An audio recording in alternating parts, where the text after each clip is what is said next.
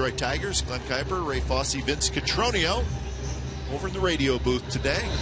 A's will wear the all-white home uniforms. The Tigers will be in the all-gray uniforms on the road. So let's look at the starting lineups for today. These starting lineups are brought to you by Cache Creek Casino Resort. Play here, play the best. Visit CacheCreek.com for upcoming show and concert information. Let's start with the visiting Detroit Tigers as the A's take the field. It starts with Rajai Davis. Rajai Davis will lead off and play right field. Ian Kinsler is back in the lineup. Kinsler will bat second and play second. The big fella hitting third, Miguel Cabrera. He's at first base. In the cleanup spot today is Yoenis Cespedes. Cespedes will bat cleanup. He will play left field. J.D. Martinez is going to hit fifth, and he's going to DH this afternoon. Nick Castellanos is the third baseman hitting sixth. Brian Holiday will do the catching. He'll hit seventh. Dixon Machado, the shortstop, hitting eighth. So Jose Iglesias out of the lineup again today. So the rookie Machado will make his second big league start at short. And then batting ninth today, the center fielder Anthony goes. There's your lineup for the visiting Detroit Tigers. Now for the Oakland A's. They'll lead off with Billy Burns in center field. Burns in center to lead off. Josh Reddick hits second today. He'll be in right field. Ben Zobrist is the third place hitter. Zobrist will play second base. Stephen Vogt hits in the cleanup spot. He's the catcher. So Bob Melvin said he wanted to get a switch hitter in between Reddick and Vogt, and that is the case. So Zobrist third, Vogt fourth. Billy Butler will hit fifth. He'll be the designated hitter. The rookie Max Muncy will start at first base. Muncy will hit sixth. Brett Laurie is the third baseman. He will hit seventh this afternoon. Sam Fuld in left field. He will hit eighth. And the shortstop this afternoon is Eric Sogard. Sogard will play short and bat ninth. So Marcus Semien getting the day off. A's come in seventh in the league in runs scored. The Tigers come in eighth in the league in runs scored. So we are set for baseball. Kazmir has finished his warm-up tosses.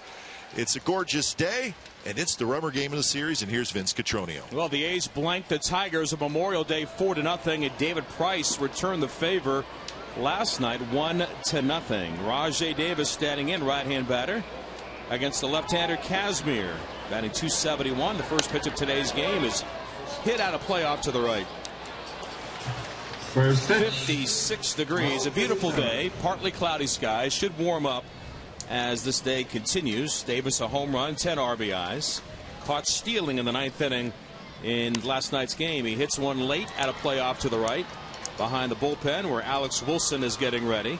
Wilson as a reliever doesn't take as much time as a starting pitcher, and the A's will see him at least in the bottom of the first inning. I thought he'd wait until there's one out. Almost. Here comes the 0-2. It is low. 1 ball, 2 strikes. The A's have Max Muncy at first, Ben Zobrist at second, Eric Sogard, his second start this year at shortstop, and Brett Laurie at third with Stephen Vogt behind the plate. Sam Fuld in left, Billy Burns in center, Josh Reddick in right. The wind, the 1-2, a changeup right back off the glove of Kazmir. Finds it on the first base side, underhand toss to Muncy, and they get to Speedy Davis. And that is the game's first out on this Wednesday from the O.Co Coliseum. Vinny, what has happened to prototypical leadoff hitters that actually take pitches? We don't see that anymore. It seems like if they see a pitch they like, I don't care if it's first, third, fifth, doesn't matter. They're going to be swinging. And Rajai Davis, just like the A's Billy Burns, they go up swinging. Billy's ready to hack, isn't he? I think he's swinging right now in center field, ready to go. Which is why I thought last night in the ninth inning, with Fuld at second base, I thought it really set up perfectly for him to swing at that first pitch. It was a pretty good pitch that he let go by, and eventually the final out of the game. Now Ian Kinsler, the wind, the pitch to the second baseman is off the plate outside, ball one. Alan Porter with the balls and strikes. Marcus Patillo is at second. At first base, Mark Rippinger at second, and Jeff Kellogg at third. 1-0 pitch foul back by Kinsler. 1 ball and 1 strike. Still hard to imagine when we talk about Kinsler and we look at a season line. 0 home runs for a 2-time 30-30 man with the Rangers. He's batting .282. He's driven in 21. Not surprised, though, he took the night game off last night to play a day game. 1-1 pitch, outside ball 2. 2 balls. He remembers what it was like as a Ranger here. Exactly. He's played enough day baseball here because those balls hit last night, several would have been home runs today. And the 2-1 pitch catches the outside corner, a called strike. It's 2-2. Scott was frustrated his last few outings. He felt he has not been finishing his pitches. getting the full extension on his delivery. As the glove near the belt gets the sign from Vogt and back to the plate. And a fastball hit out of play off to the right. Stays 2-2. Exactly what does that mean, Ray? Finishing his pitches. Just like you said, you don't. You know, David Price last night looked like he was recoiling, like he'd thrown him kind of come back. Well, it's just the opposite. You finish, you go all the way through the pitches, almost like you want to touch the ground after you complete the delivery. Get everything behind it. Exactly. And then just finish it. 2-2 pitch, hit out of play behind first base and twisting back into the crowd. A sun-splashed crowd on this Wednesday afternoon at the Coliseum. Brad Ausmus in his second year as skipper of the Tigers. 18 years in the big leagues as a catcher, 3-time Gold Glover. I just wonder if he's ever had to use a bullpen for an entire game, which probably well, he'll have to do that today.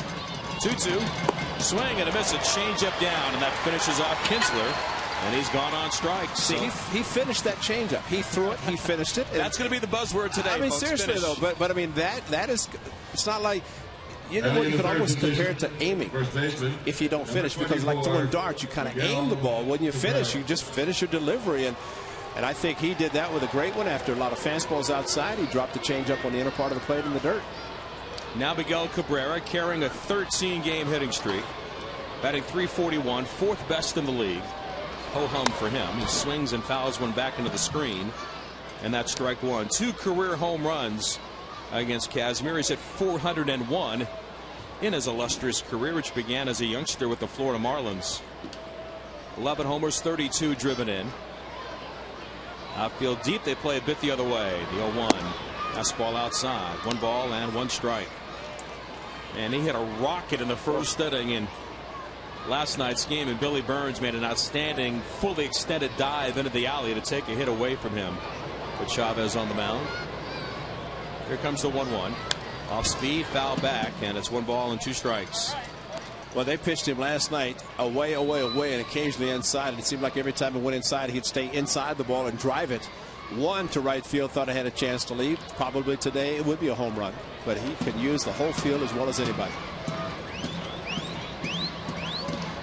The 1-2 offer. Swing and a miss. Got him on a fastball up and away. And Scott Kazmir starts this Wednesday with a 1-2-3, top of the first against the Tigers. At the end of a half, it's Detroit nothing, and the A's are coming up.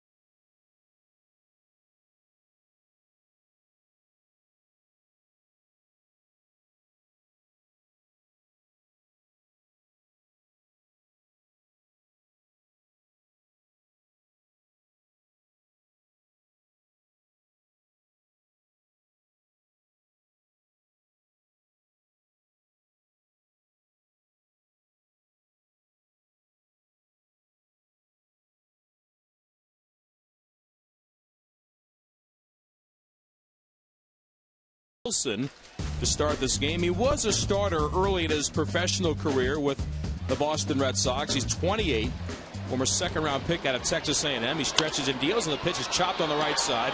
Charging in his Kinsler gloves, hustles it over to first. 1 pitch and 1 out. And Burns is retired. He's 1 for 9 in the series. So I think right now the question surrounding the Detroit Tigers is how quickly can Kyle Ryan get here? Does anybody have any idea who Kyle Ryan is? We're going to find out. He's a left-handed minor leaguer who is en route to Oakland from AAA Toledo, and they wanted him to start today, but he couldn't get here in time, and he's supposedly close to getting here, and I got to believe he may pitch in this game today. Now Reddick stands in with an overshift. Wilson readies and fires, and his delivery is on the knees on the outside corner, strike one. You know, relievers like this, they love the opportunity. You know, it's like a reliever in fourth inning that a starter is having struggles. Give me the ball, I'll take over. Next delivery is hit out of play behind third base, and it's 0-2. Miguel Cabrera at first base for the Tigers. Ian Kinsler at second. Dixon Machado, the shortstop. Nick Castellanos, the third baseman, with Brian Holiday behind the plate. Yoenis Cespedes in left. Anthony Gose in center. Rajai Davis is in right. You're all in right now.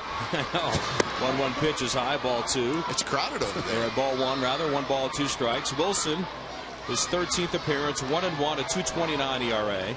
They've got Castellanos between first and second in the overshift in shallow right field. Next delivery foul back. And it's 1-2 to Reddick, who's baseball's best hitter at home. A robust .423 average here at the ODATCO. Pant legs pulled up, a lot of green stocking with the gold circles around the calf. They leave Machado on the left side of the infield. Wilson out of Texas A&M University, originally property of the Boston Red Sox. The next delivery pushes Reddick inside, and it's ball two. 2 balls and 2 strikes. And he was part of the Cespedes trade. Rick Porcello going in the other direction to the Bo Sox, who just got swept today, losing to the Minnesota Twins. 2-2. Just missed the outside corner. 3 balls and 2 strikes. Ben Zobrist, his second game back off the disabled list, waiting on deck. Wilson off the extreme first base side of the hill, looking into Holiday. And now his payoff pitch to Josh. Swung on, hit out of play. And curling back into the seats behind the A's dugout. It stays 3-2. You know, even with 2 strikes, Josh Reddick is trying to stay inside the ball, and he's not going to be opposed to hit the ball to left field, especially with the shift to the right. And it really forces him and enables him actually to stay back and not try to pull pitches and protect with a couple of strikes, which is a good job of hitting. Stay on the ball a little bit longer. Wilson, another 3-2. It is going outside, and Reddick draws a walk, and that really is something that has improved for Josh this year as well. Reddick with his 18th walk, as many walks as strikeouts, and he was named the Barron's Player of the Month award winner today. And a great month for Reddick. And because of that, he receives a $1,000 gift certificate from our friends at Barron's, reminding you that Barron's is in the Hacienda crossing in Dublin. Barron's, a legacy of elegance. You've heard that commercial a few times and say it like that. I have. And they wrote it out that way for us, too. First pitch outside is Zobrist, ball 1. Ben 2 for 4 in his return for the A's. He played second base last night and doing the same today. Drove one over the head of Anthony Gose in center field against David Price. And Price last night thought that tied the game based on his reaction. Here's the 1-0. Fastball missing just wide. Not getting that outside corner to the left-hand batters. And it's 2-0 on Zobrist. No score. Bottom of the first inning. 1 out and Reddick at first base.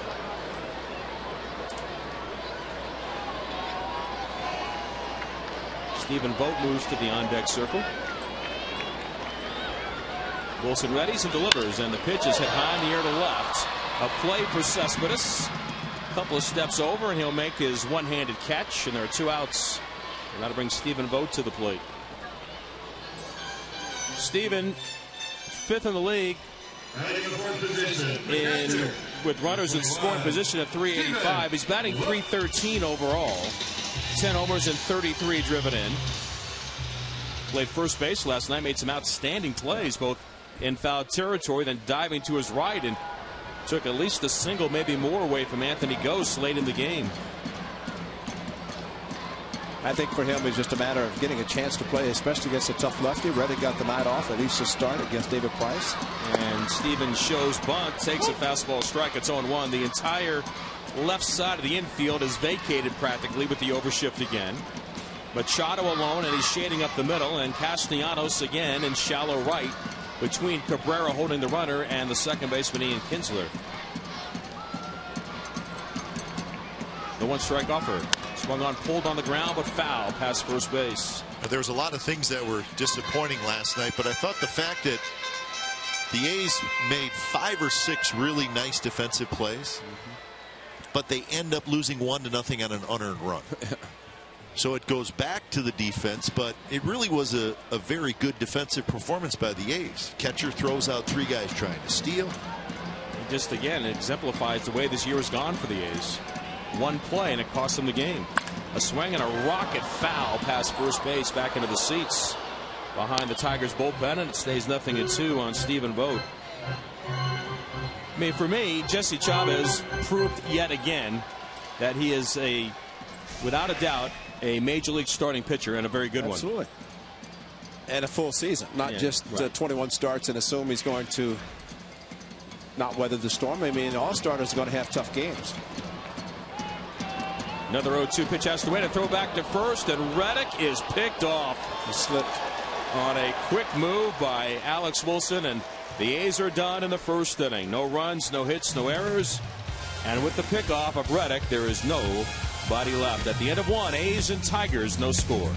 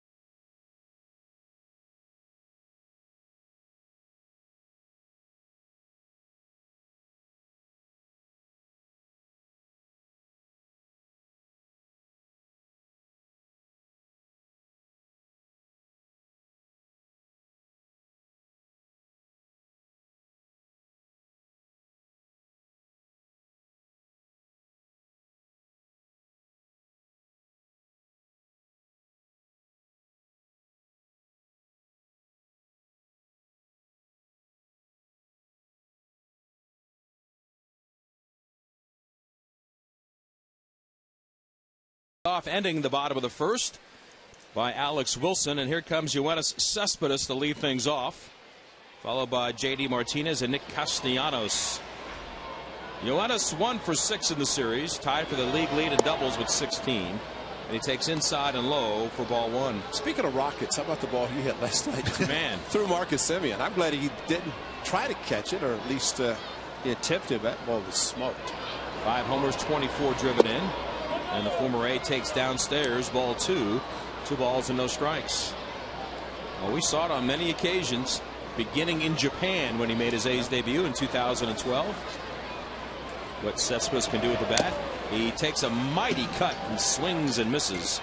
It's 2 balls and a strike. Vogt holds on. And speaking of Stephen, tomorrow is the much anticipated Stephen Vogt referee bobblehead night with the New York Yankees coming to town.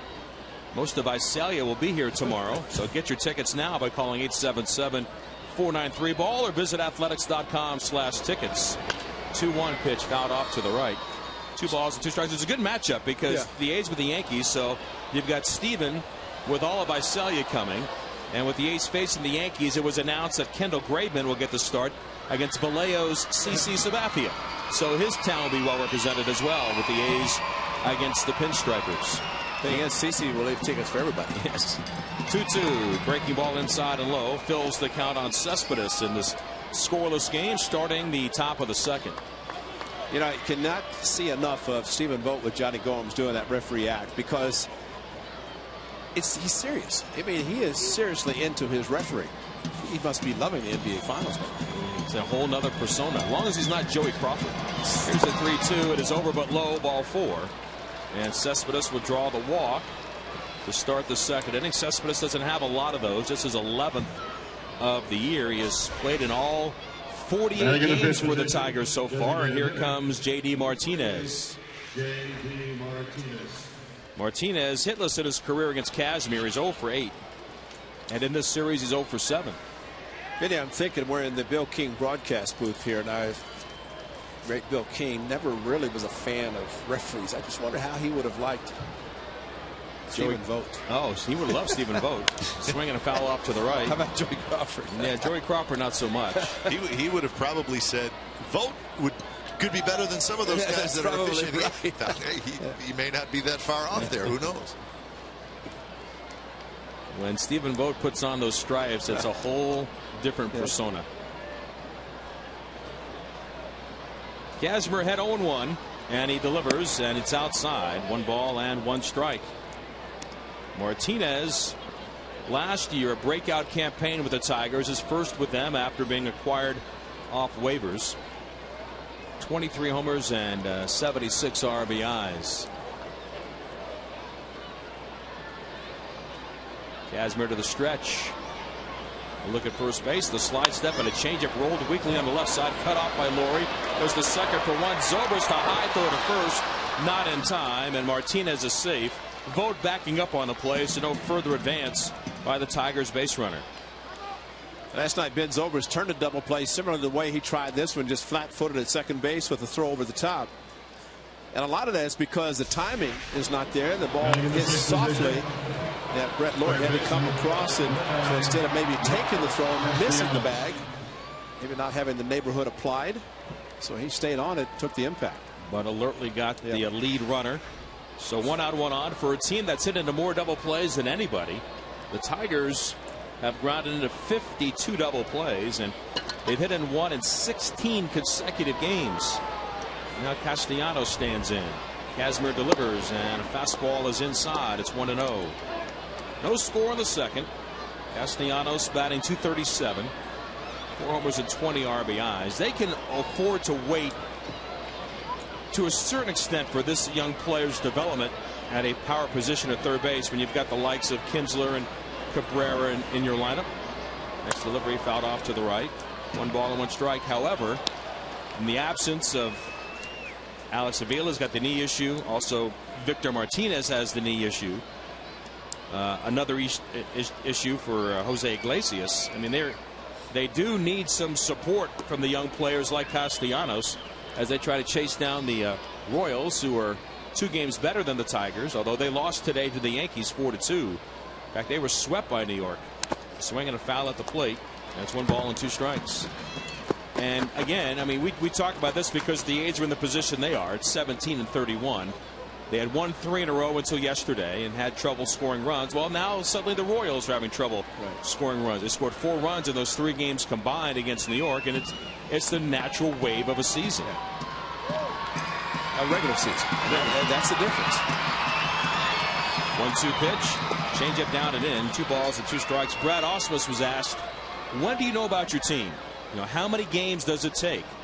And his answer is pretty simple and pretty straightforward. He goes 162. Right. That's when you know. Sure. I mean, everybody says, well, where are you at Memorial Day? How are you after 60 games, after 100, July 4th, Labor Day?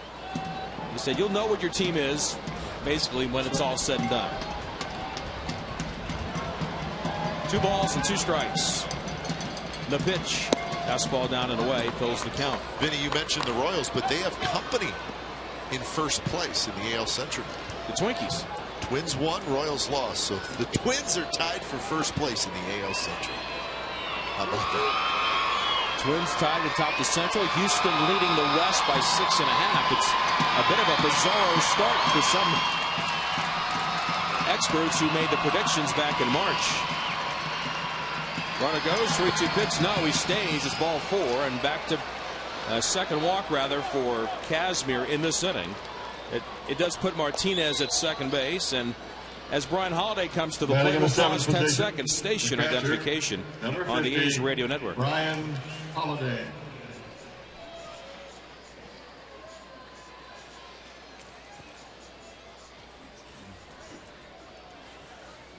Alongside Glenn Kuiper and Ray Fosse, Vince Cotroneo with you at the O.co. No score in the second.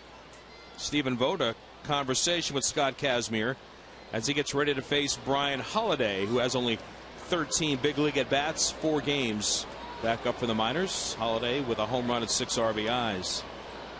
He's a right-hand batter, and Kazmir fires, and the pitch is lifted behind first base. Foul ground. Muncy tracking it, trying to get to it near the bullpen mound of the Tigers, and he can't quite get there. And it is strike 1. You know, you can look at all the numbers just like for a regular season, the length of the season, but also for a player coming up with a runner in scoring position. It's always scary because of anything that can happen, and there's no automatic outs in a lineup. And as much as Scott Kazmir is hoping that Holiday, who is not seeing that many plate appearances, can hit the ball on ground, and that's what Scott maybe keeping the ball low and walking the hitters, maybe trying to keep it on the ground as much as possible today. Next pitch to Holiday, off speed, a wave and a miss out in front, and it is 0-2. Just back briefly to what Ausmus was talking about, you know, about a whole season. He said, look, in 2005 I played for the Astros who began the season 15-30, and we were in the World Series against the White Sox. Yeah. Phil Garner was their manager. 0-2. Swing and a miss, a fastball away, and Holiday chased it off the corner for strike 3. That is the 3rd K for Kazmir, and that'll bring Dixon Machado to the plate. That outside corner and the ability to really dominate that part of the plate has been part of the success for Kazmir. And probably more so to the point of trying to stay out there versus trying to pitch inside and leaking it out over the plate as it did with Longoria in the 3-run home run. I mean, a purpose pitch, it's one thing inside, but nailing the outside corner, a ball tailing away naturally from the left-hander is even better. Slide step and a fastball to Machado, a right-hand batter, is low, ball 1. 2 on, 2 out for the Tigers in the second. Were scoreless. Machado, 23 years of age, making his major league debut in Oakland this week with the ailment of Jose Iglesias, who has not played in this series. Here's the pitch. Off the plate inside. 2 balls and no strikes. He's from Venezuela. His fellow countryman is a first base coach for the Tigers, Omar the Magnificent, Omar Vizquel. And Dave Clark is the coach at third base, although right now he's almost shaking hands with Stephen Vogt all the way down the third base line. Here comes a 2-0. Fastball taken at the knees. Gets Kazmir a strike, and it's 2-1. Well, what did you say, Ray? If you got a band named after you, you can stand wherever you want. Dave Clark 5. You stand wherever you want. Well, he does.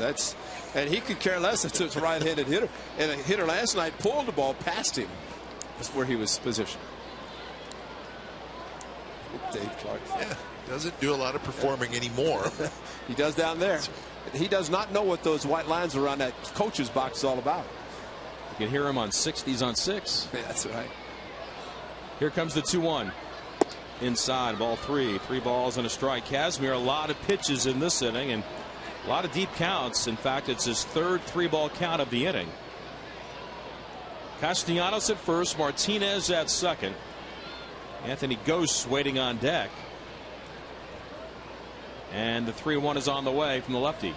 It is low, ball 4, and Kazmir finds himself in a bit of a spot with 3 walks in the inning, and suddenly the bases are loaded, and here comes the left-hand hitting Ghosts. And this lefty on lefty, while you look at it and say it's okay, this guy's aggressive. He was swinging a lot of pitches as he did in the first inning last night, and he can run, he can slap the ball, and he's always a concern. Goes 3 for 8 in the series. 2 opposite field hits yesterday. His average now at .338, a home run and 11 RBIs. And the pitch, fastball grounded right back to third, picked up by Laurie, goes across the diamond in time, and Kazmir gets into, but he gets out of trouble. No runs, no hits, no errors. 3 men are left. Stephen Vogt will lead off the Bottom of the second for the Athletics. A's and Tigers, still no score.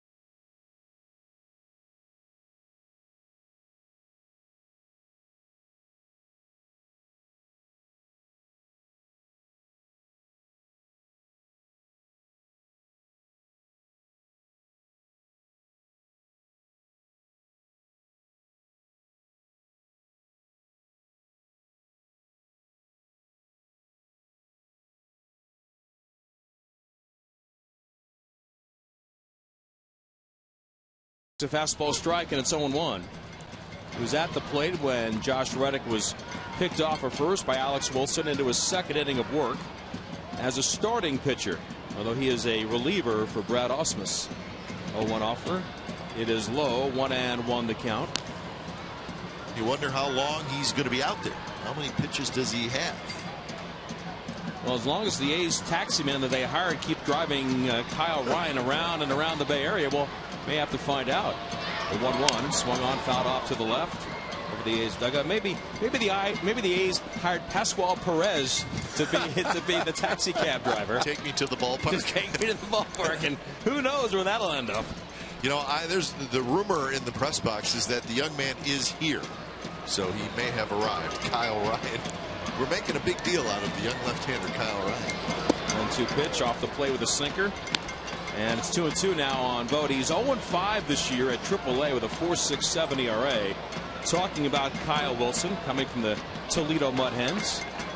A 12th round pick out of high school in Florida by the Tigers in 2010. Steven swings and pokes one high in the air toward the A's bullpen, and it goes a couple of rows deep. And Steven hangs in there at 2 balls and 2 strikes. By the way, when you go to Fenway or you go to Boston, don't just say, take me to Fenway Park.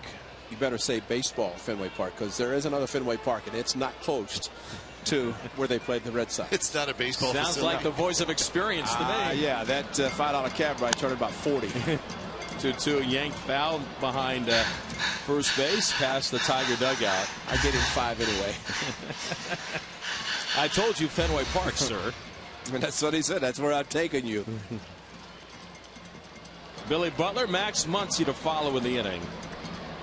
The stretch by Wilson, and the 2-2 swung on, foul back. The battle continues. Vogt, who's the second leading vote getter at the catching position behind Salvador Perez of the Royals, one of 5 Royals that were leading their respective spots on the field in the first announcement of votes for the All-Star game at Cincinnati. And Perez, the leading vote getter in the American League in that first tally. 2-2, down and in.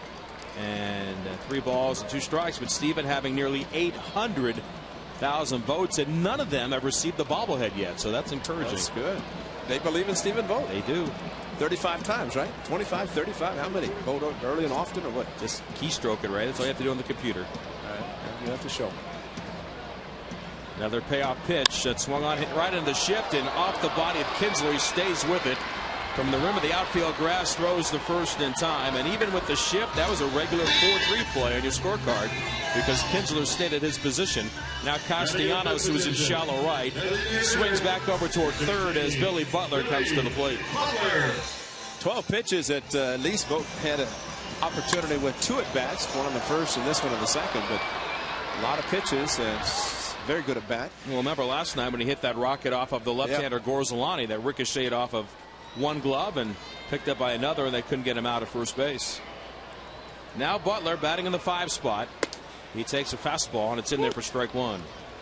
You would think if Ryan is here that if he's in uniform he would already be going through whatever preparation he would as a starting pitcher, either in their clubhouse getting stretched out and then getting down to the bullpen. A swing and a ground ball to short. Machado has it in front. Across the diamond for the second out. You know, I think he heard all about Mikey Falwell's great kitchen, and he's probably down there saying, baseball could wait. Mikey, I've heard about your food. Let's get it. Day game, chicken and waffles. Why not? No score, bottom of the second. And here comes Muncy batting .227. Max with a couple of homers and 5 driven in. Came off the bench for the A's yesterday and popped up in the 9th inning against Joaquin Soria, who provided Brad Ausmus and the Tigers with a 4-out save and a 1-0 victory. First pitch to Max. Fastball catches the outside edge. Strike 1. They overshift on Muncy as well. Machado alone in the hole between third and short. Outfield a step to pull on Muncy. And the delivery is a strike on the outside corner. You would think that these two have seen enough of each other. Max out of Baylor University and drafted in the 2nd round in 2009. Alex Wilson from Texas A&M. The 0-2 up and away with a fastball. 1 ball and 2 strikes. The A's welcome in the Yankees tomorrow night, the first of 4. Kendall Graveman against C.C. Sabathia. Our coverage begins at 6:30. Guy Haberman will have that for you, Ray, with the warm-up at 6:45. First pitch at 7:05. 1-2 swung on high, pop-up, foul ground, third base side. Machado galloping along with Holiday, and it's going to land between the two, joined by the pitcher Alex Wilson. A long run for all 3 Tigers, and none of them could get there in time. And for Max Muncy, the at-bat continues after that high pop-up, but with the shift, a lot of guys running a far amount of territory to try to get to the baseball. None of them did. It'd have been close to Dave Clark, where he set up. He in the dugout though. Gallego, he just started backpedaling and said, let me get out of the way and see if they can get to it. But you're right, that's a couple of times we've seen with a shift. No chance for the shortstop in his position to get to the ball. Still 1-2 on Muncy. And Wilson the high set the pitch. Breaking ball, a check swing. Did he go? The answer is yes on the appeal to Jeff Kellogg, and the inning is over. Kellogg had trouble calling strikes behind the plate last night, but no trouble ringing up on the check swing here in the second. At the end of 2, the A's and Tigers, no score.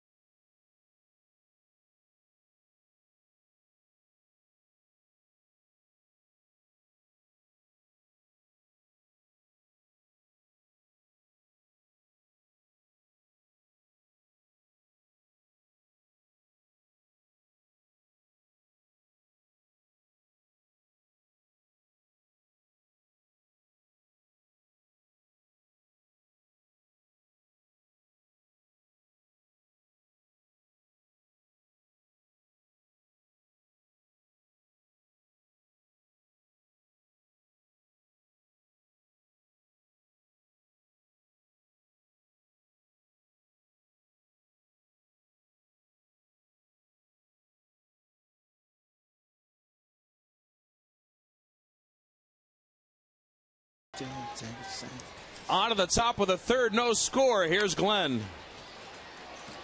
And Rajay Davis with a bunt, a push bunt, Wow. and a very close play at first, and he's called out. Rajay Davis says to his manager, you need to take a look at this.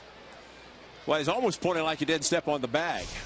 That Zobrist, because if Zobrist hit the bag, he's out. What a great play by Muncy. And I think you're right, Ray. The question is whether you can't tell whether Zobrist had his foot on the bag, because Muncy grabbed it on the grass and kind of spun and threw to Zobrist, who was covering first. And the Tigers are deciding whether they want to look at this. You know, that's the Marcus Semien in the Seattle Mariners when he had his foot close to the bag, and they're going to let it stand. That's a great play by Muncy once they got past Kazmir. And Muncy covering, but even better than that, the second baseman Zobrist being able to get over there quickly enough to take the throw. That ball could have ended up in the seats. So it goes as a 3-4 put out, and Davis is retired. 1 out here in the top of the third. That'll bring up Ian Kinsler. Kinsler struck out in the first inning, and he lines one to left right at Fuld, who reaches up, grabs it, 2 outs. How about JT had the bits and pieces and almost missed the call? That was the Dave Clark 5 coming back. I'm pieces, bits and pieces. It's the Dave Clark 5, Ray, not 6. I said 5, man. I know, but you were singing. Well, no, I was singing the Dave Clark 5 song. It was JT. He's the best. Hey, can you guys argue in a different inning, please? I'm trying to. Well, it's 2 pitches, 2 outs, so I wonder if we're going to keep you going. First pitch to Miguel Cabrera is a bit outside from Kazmir, 1-0. Cabrera struck out swinging in the first inning. No score, top of the third from the Coliseum. Next pitch, fastball inside corner for a strike. So all the talk about Kyle Ryan, a left-handed pitcher, it's all true, because he is warming up in the Tigers bullpen, and he's warming up like he's probably coming in. 1-1 pitch to Miguel Cabrera. Changeup drops just a little bit low. He was throwing nice and slowly until the 2 pitches, 2 outs, and they said, if I'm in the third inning, I better get moving. And you know, his delivery kind of reminds me of Frank Tanana, that little high leg kick out of the stretch. Kazmir kicks and delivers, and a swing and a miss on a fastball, 89 miles an hour. So Miguel Cabrera swings and misses. Don't see that a lot. 2-2 the count. Well, he was upset that he missed the fastball in his first at bat. Pitch was supposed to be inside. It left away from him. 2-2 pitch, foul back, second level, just to our right. Outfield shifted toward right center a little bit for big strong Miguel Cabrera. Middle infield straight up, corner infielder straight up, but the outfield slid toward right. 2-2 pitch, changeup, and a swing and a miss. So good inning for Scott Kazmir as he strikes out Cabrera, and that'll do it for the Tigers. So they have a quiet top of the third. A's come to bat in the bottom of the third. No score.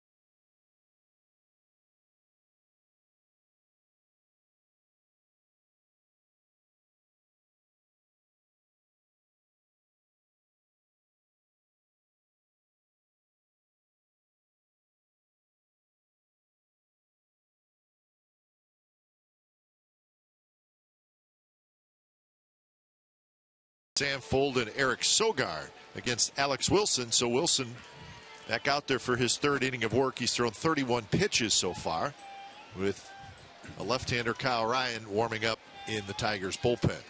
So Laurie steps in, hitting .272, couple of home runs. First pitch is low to Laurie. He's got 16 RBIs. And Laurie 0 for 4 in the series. Slightly open stance. And that one bounced right back to the pitcher. Wilson grabs it. He'll softly underhand to Cabrera for the first out. Kind of tough decision for Brad Ausmus. I know it's going to be a pitch count issue, but bottom line, this kid's pitching well, just like the Angels, their rotation of relievers last year against the A's. So here's Sam Fuld. Well, at this point, it's almost like every out that Alex Wilson gets is a bonus. He has not allowed a hit. The only base runner was Reddick, who walked in the first inning, and Reddick was picked off. No score, bottom of the third.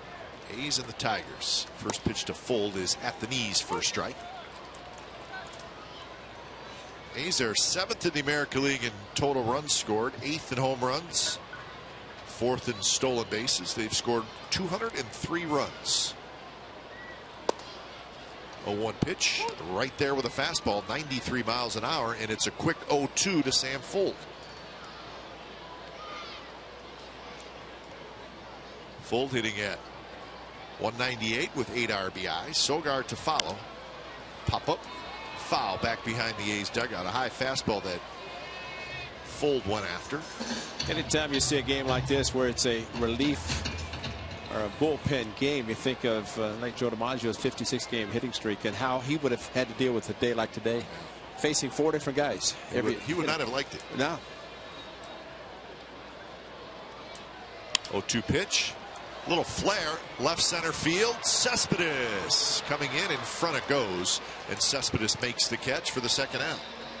Plus the amount of media scrutiny. Oh, yeah. Think back to Molitor and those guys that had those long hitting streaks years ago, and how crazy it was then. You multiply that probably threefold at least in this day and age. Yeah, I mean, Pete Rose, Molitor, I mean, you're going back to the 80s. Was it Gene Garber throwing a change? That's right. Pete didn't like that. He said, I'm trying to get you out. I'm not trying to let you extend your streak. 2 outs for Sogard. First pitch is a fastball low. In fact, John Farrell was the one that ended Molitor's hitting streak when he was pitching for Cleveland. It was his second big league start. 1-0 to Sogard. Corner infielders in. Big shift in the outfield toward left center field. All outfielders are shallow, and the count's 2-0. It's a question now about Scott Kazmir as Dan Otero quickly starts to get loose. Good question. Yeah. Because you would not be normally seeing that. I mean, the bullpen for the Tigers, we know the reason there, but this was a hurriedly appearance by Otero. 2-0 pitch to Sogard, taken all the way. It's in for a strike. Yeah, Otero just started throwing, but you're right. He's throwing with a little more earnest than just, I got plenty of time to get loose. So we'll keep you updated on if there's anything going on with Scott Kazmir. 2-1 pitch, low, 3-1. I'm just looking down the dugout, and Bob Melvin is saying, like, let's go quickly. So he may be coming in for the 4th. I think Mike Aldrete was pointing down also, kind of saying, hurry up, you're going to be in there. And coming off his best inning, and he struck out Cabrera for the second time, so you didn't see it coming. 3-1 pitch to Sogard is in for a strike. So we've been talking about how it's a bullpen game for the Tigers, and now it's a bullpen game, or looks like it's going to be a bullpen game for both teams. And it's almost like Eric Sogard said, okay, I'm going to buy you some time. I'm going to take some pitches, and it's going to be the 6th coming up. Now they're attending to Kazmir now in the A's dugout. Alex Wilson delivers the 3-2 pitch. Is hit softly toward left. Cespedes is there over to his left a couple of steps. He grabs it, side retired. That's a 3-up, 3-down inning for Alex Wilson, and it looks like Dan Otero is coming in for Scott Kazmir. No score between the A's and the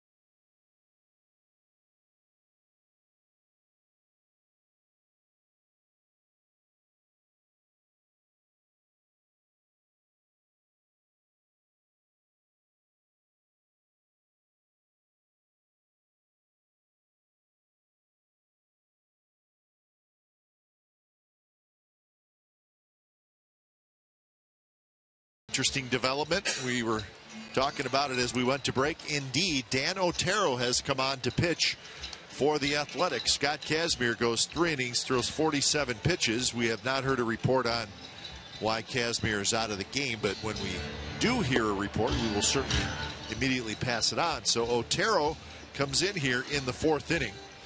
And for Otero, he last pitched on Sunday in St. Petersburg, and he threw 37 pitches. So he's going to have to go multiple innings here as well. I wonder in this circumstance, because you know the pitcher's coming out of the game with some discomfort. I don't want to say a strong word like injury, but he came out of the game because of that. That shouldn't the pitcher coming into the game, even though he's starting an inning, should he get as much time as he needs to get ready? I agree. That's a good question. I don't know the answer to it. Actually, if Scott had taken the mound, then that would have occurred.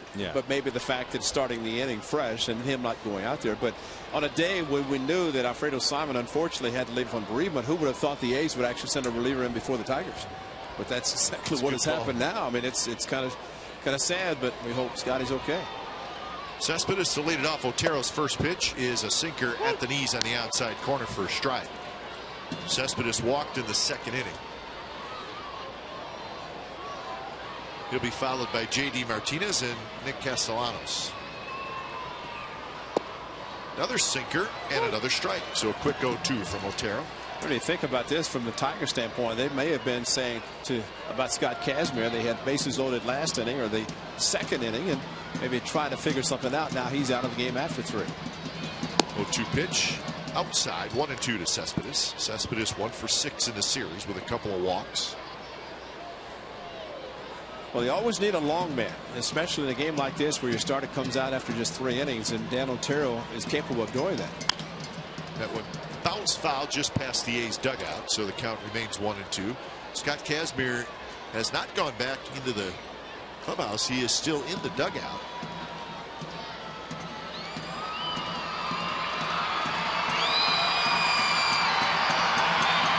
Otero shake. Now he's ready with the 1-2 pitch to Cespedes, and it's just a bit outside. Very close pitch. Even Cespedes kind of held his bat, looked at where Vogt caught it, very close, but called the ball. So 2-2 the count.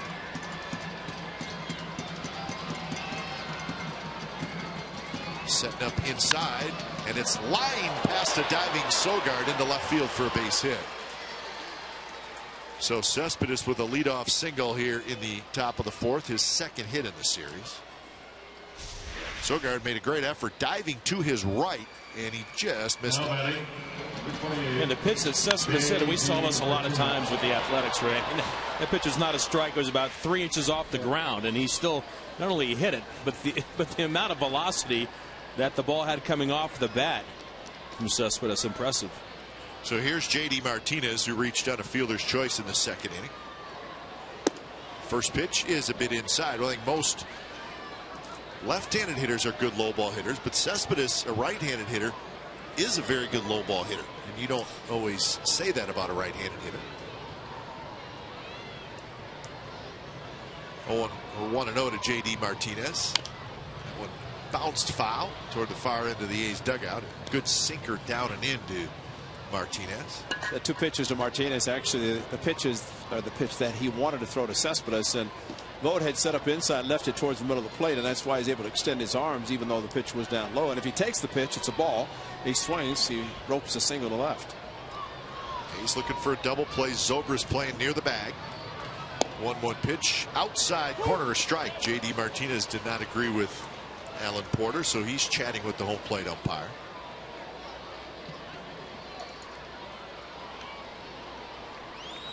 Outfield shaded toward right center for Martinez, who's got 9 home runs, 22 RBIs. Time called by home plate umpire Porter.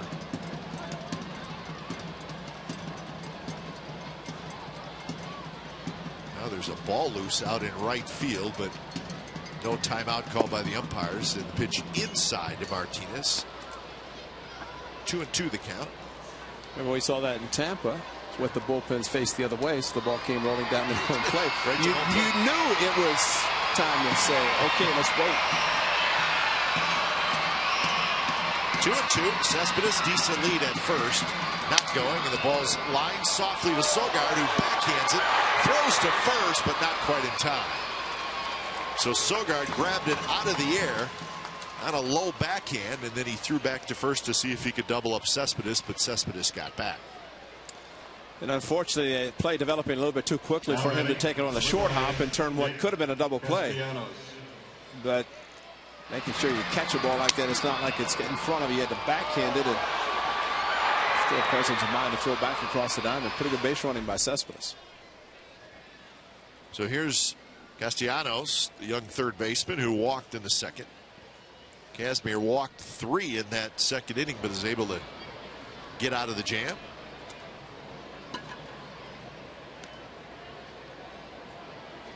No runs, 1 hit, no errors for the Tigers.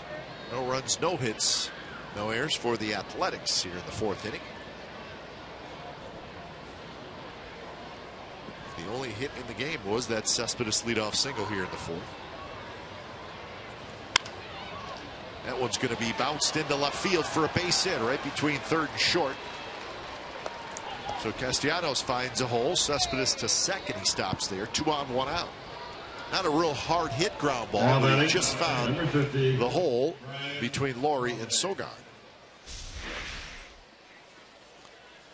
Well, one of the issues that a sinker ball pitcher has to a right-handed batter working inside, and while they want it to go straight down and maybe a swing over the top, it does open up the left side of the infield, and if you're not positioned perfectly in the case of a double play possibility, that means the shortstop is a little bit closer to the bag and opens up the big hole between third and short, as is the case again right now. So now Otero looking for a ground ball as he faces Brian Holiday. First pitch is a strike to the Tigers catcher. Holiday struck out in the second inning. A's have turned 4 double plays in this series. Of course, 3 on Monday and 1 yesterday, and they need one right here.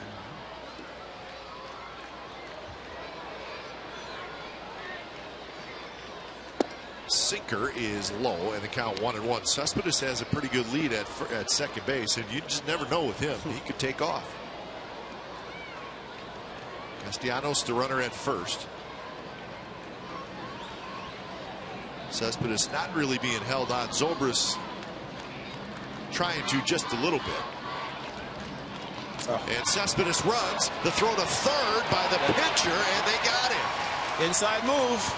And Cespedes is standing there right near third base, and there's going to be a full argument here because I think the Tigers think that he balked. Cespedes took off. Otero threw to third, and Laurie had the ball, and he was waiting for Cespedes, and he put the tag on him. It's an inside move. That's allowable. Well, his feeling was that the knee probably was past the mound, but he brought it back, and you get that angle. You get that 45 degrees. It happened to Yunel Escobar last night with the Nationals in the key game. Cost him the game. Yeah. And this is non-reviewable because it's in front of the umpires, right? See, so it's up to the umpires. And so Cespedes, he got a big jump, but luckily Otero did that inside move, and he really got Cespedes easily. In fact, Cespedes never even got to third base and never even slid. And you know, that's also a good reason why that at times a pitcher's getting kind of a habit. They come to the set, they look once, they go back, and they throw to the plate. That's why you need to vary it, because if he had just looked, he didn't have to start his delivery. If he just looked the second time, Cespedes was going based on a 1 look, and that's it. So great play, and they're able to get the out. So Auspis and Cespedes slowly walk off the field. Count 1-1 to Holiday, and now there's 2 outs with the runner at first base. 1-1 pitch is a strike, 1-2. So a big defensive play by the A's, and a little bit too aggressive was Yoenis Cespedes. But he had a huge lead. I'm not really surprised that he took off. And the thing about the inside move, Holiday checks his swing at a pitch that was down and away, so the count even at 2-2. That's why I think it's more difficult to steal third, because you can take off, and all the pitcher has to do is exactly what Otero did, or have that inside move. And you know, Craig Gentry's streak ended last year, similarly with the Giants. 2-2 pitch to Holiday is popped up foul just to our right. But I was concerned about Castellanos. If, of course, Cespedes on a green light took off, Castellanos did not follow him, and he had a huge lead off first. There was no way they were going to throw to behind to get the trailing runner. Cespedes just fortunately was able to be picked off by Otero. Otero looking for the right side. Now he's ready. Holiday waits. The 2-2 pitch is hit softly into left center field. That's going to get down for a hit. Castellanos is going to try for third. No, he's not. He stops. Now he has to hustle back to second, and he does get back just barely. As the cutoff throw came into Sogard, Sogard spun around and threw back to Zobrist, and they almost got Castellanos, who took a huge turn at second base. So first and second, 2 outs now for the Tigers. Well, he was going to third and then realized better not, and that's why the hitter Holiday actually had taken off towards second himself.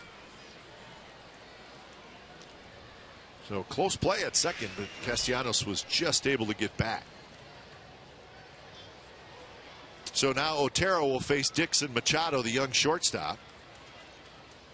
And the pitch is bounced to Laurie, who ranges far to his left. He flips to second base, and they get Holiday just in time, and Otero gets out of the jam. He gives up 3 hits, but they get Cespedes on a base running mistake, and we're going to the bottom of the 4th inning. Tigers nothing, and the A's nothing.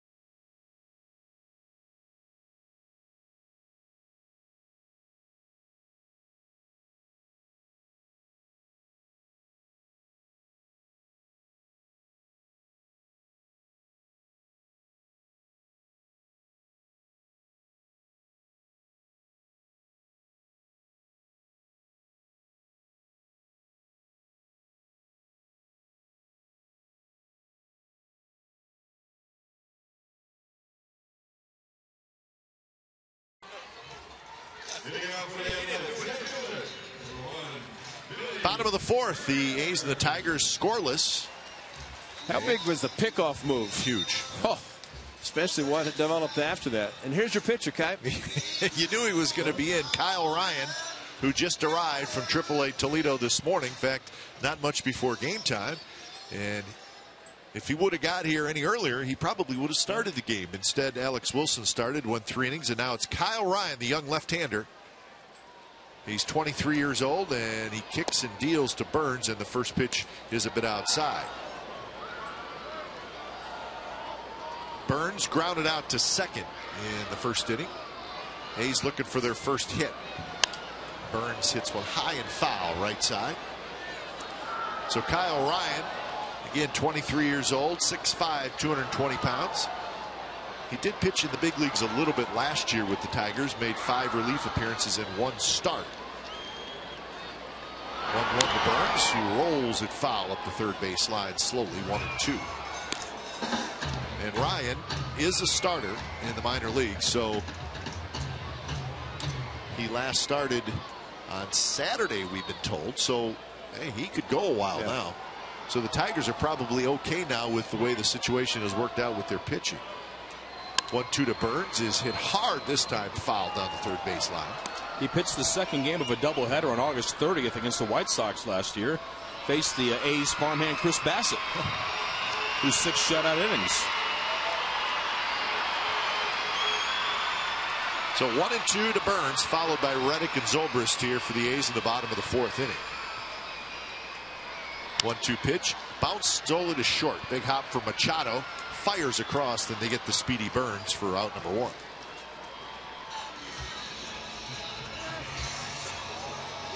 So that'll bring up Reddick. I was thinking the mid-90s that Tony La Russa managed a ball club that maybe early 90s. It was after the success he had. He decided to go to a starter going 3 innings. That's it. So starter pitched 3. Did it for a little while. Yeah, I remember. I think he started in Cleveland, and the guy in the middle liked it. It's the first. The guy, yeah. The first guy said, "Wait a minute." The first guy, I'm pretty sure, has no chance to get a win. Like Alex Wilson today. 3 perfect innings, except, well, the walk, the pick off, and perfect. 0-1 pitch to Reddick. First pitch was a strike. Second pitch is a little bit down and away. 1-1. Reddick walked in the first. Well, that could be what we see today. 3-3-3. Who knows? 1-1 pitch is low.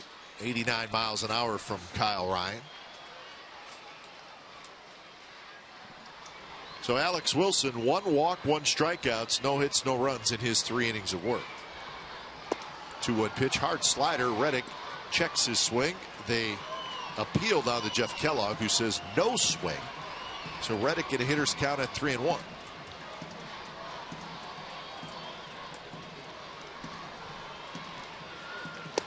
And a big swing and a miss. Ryan, little herky-jerky motion. 3/4 delivery, so probably not an easy at bat for a left-handed hitter. Big shift on for Reddick.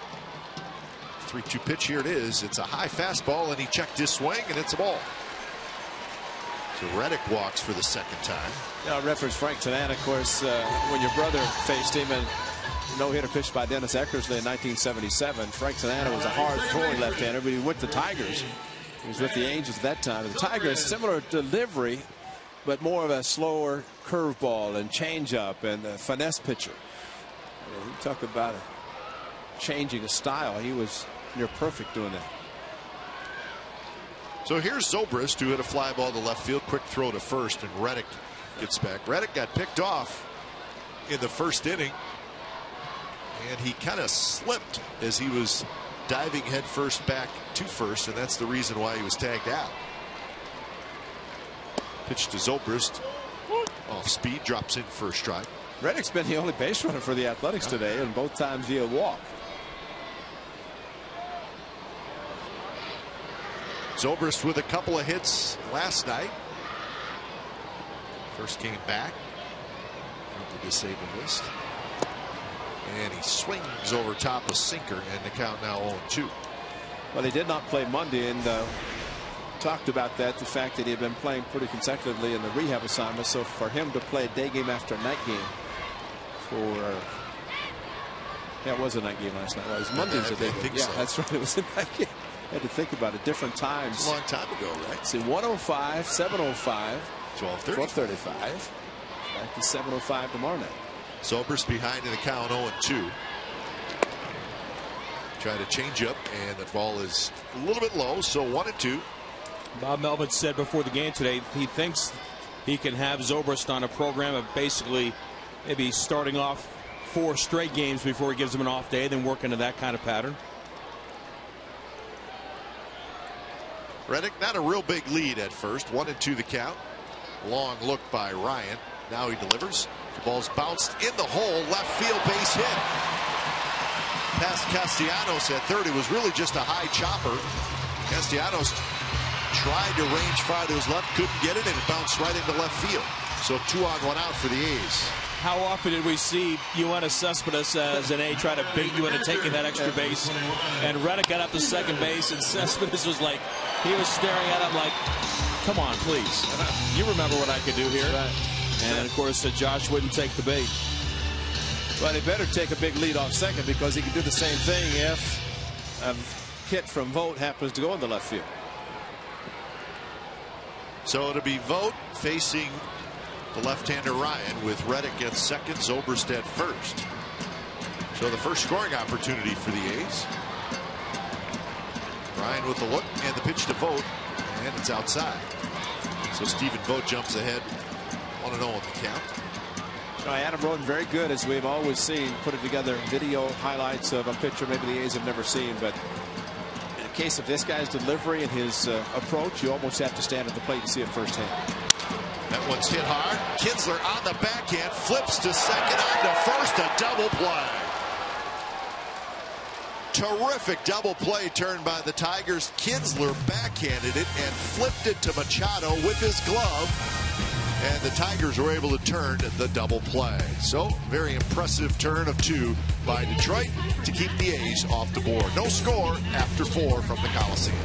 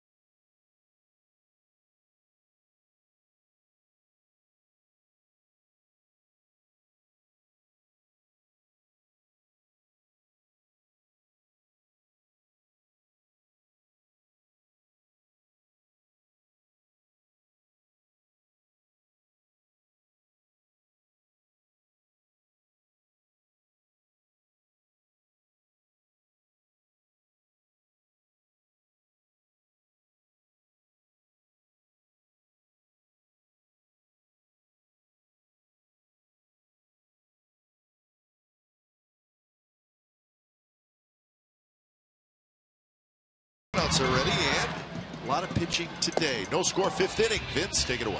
Anthony Ghost stands in against Dan Otero, his 2nd inning of relief work, following Scott Kazmir, who left the game after 3 innings. Ghost hit in or forced play his last time up, swings and misses at the first offering, up and away for strike 1. You were right, Glenn, about that double play. Glove flip to the bare hand catch and throw. 4-6-3 double play, ending the bottom of the 4th inning against the A's. Tigers first in the league in defense. And the next pitch low and outside. 1-1 the count. Goes 3 for 9 in the series. A's began the game with their starting pitcher. They've gone to the bullpen. The Tigers went with their relief pitcher. Now they've gone to their starting pitcher. Kind of tough to follow. 1-1 inside, ball 2. 2 balls and a strike. But if anybody can follow it, you can. Oh, yeah. You're the best. You're the premier. But it is kind of hard to figure, isn't it? We're stepping into the woods right now. 2 balls and a strike, and the righty delivers. Didn't come back to the inside corner. Started it at that front hip of Ghost, and it's ball 3. 3 balls and a strike. Ghost dangerous. He's batting 9th today, but he's really a leadoff man for this club.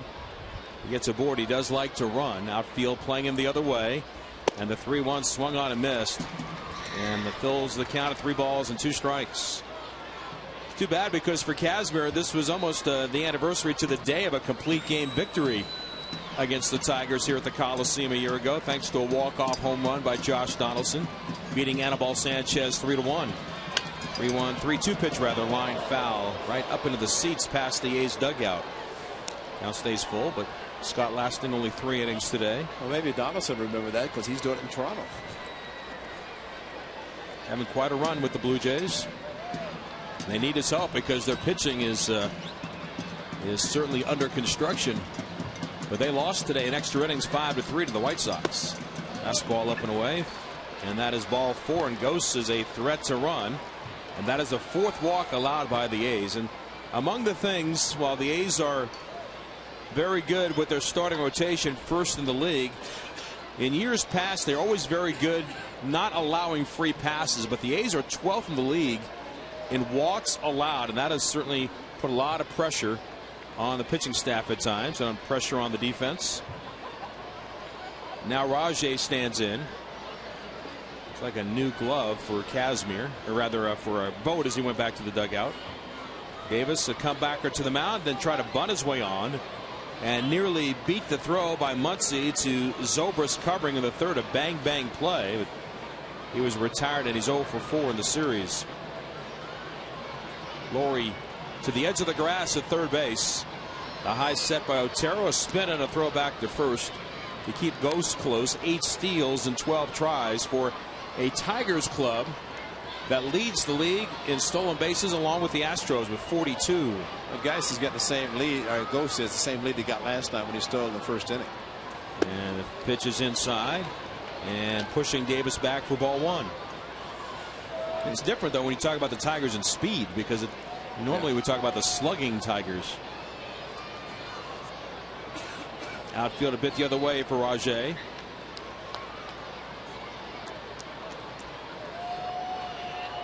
Otero readies, goes back to first base. Tigers hit 155 home runs last year, 4th in the American League. But this year, 12th in the league with 38. In fact, the A's have bested them to this point anyway by 4. There's a 1-0. Fought off and fouled over the right side past the dugout of the Tigers. 1 ball and 1 strike. It's every time you use a slide step and a quick pitch. Dan Otero's doing it now. You got speed at the plate, speed at first base. I was concerned about Rajai Davis, his ability with the bat, and then Ghost has the speed. So at least Otero's throwing to first and then throwing to the plate very quickly. Another throw back to first, a close play and fully extended, and back in with the right hand is Ghost again. Otero with a good spin move. We don't know what's going to happen yet with Scott Kazmir, but at least geographically the A's are at an advantage. The Nashville club is in Sacramento right now. Barry Zito pitched very well last night for the Nashville Sounds. Another toss back to first, pushing Ghost back. What a story that would be, huh? Yeah. I mean, I give Barry Zito a lot of credit to come to spring training after a year off and then go to Nashville to stay ready, at least continue to pitch. Here's the 1-1. Slide step and a ground ball weakly hit past first base. That's out of play, and it's 1-2. So looking at Zito's numbers, 10 starts, a 2-4 record, a 4.72 ERA, 28 walks in 55 innings. That kind of jumps out at you. But then last night Barry turned on the Wayback Machine with the 6 innings of shutout ball, allowing 3 hits, 2 walks and 5 strikeouts. Pitched for them many years ago. Next delivery from Otero is inside on Davis. It's 2 balls and 2 strikes. We're scoreless in the 5th. A leadoff walk for Ghost. He's still at first base for the Tigers. The winner of today's game wins the series. The A's would like some momentum going into their 4-game set with the suddenly hot New York Yankees. Throw back to first. Yankees lost 6 in a row. They went into Kansas City. Kansas City, one of the best teams this year early in the American League, and they swept them, and now the Royals have lost 4 in a row.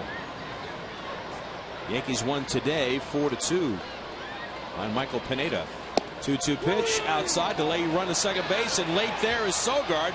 He applies the tax somehow and got the uniform of Anthony Ghost. He cannot believe the call, and he's out at second base 2-6. Well, Vinny, that's a play that you will not see often, but Stephen Vogt got the call, and in a quick throw, nobody was at second base. Sogard came over, and for the umpire to say got him someplace is unbelievable. That they're going to check it. This time Brad Ausmus's coming out, and I think they're going to bring the umpires in. But how many times do you see where nobody covers and the catcher throws the ball and it goes to center field? Second base umpire Mark Rippinger made the call. Davis was out on strike 3 on a fastball right through the heart of the plate. They're going to put on the headsets. Jeff Kellogg, the crew chief, along with Rippinger, as they talk now with New York. And you're right, Ray. I mean, it seemed like Ghost breaking to second base a little bit late, and the throw by Vogt was right on the bag, a little bit high. But what a catch by Sogard from shortstop. Only his second start there this year, getting to the baseball to get to Ghost. Yeah. Watching the replay on the in-house monitor, I think the question is whether he did tag him. Right. And Ripperger, the umpire, motioned that he did tag him kind of on the side right above the belt, but the replays show that he may not have got him. But how does it look on the replay machines back in New York? That's the only thing that matters. Right, and you're getting another opinion as well. And umpires, as we have certainly seen on many occasions, don't necessarily want to umpire from New York. And I don't know if he got him just briefly on the threads of the uniform and then got him down on the hand a little bit late, or that swipe tag just a bit around the upper right arm was enough before Ghost got the hand on the bag. It's the old definitive thing. Yeah. Back to it again. I mean, call stands maybe. Yeah. Can you definitely say that he didn't tag him? No. You know, maybe you can't definitively say he did tag him, but still, umpire called him out a second. And, you know, the runner's not going to feel it.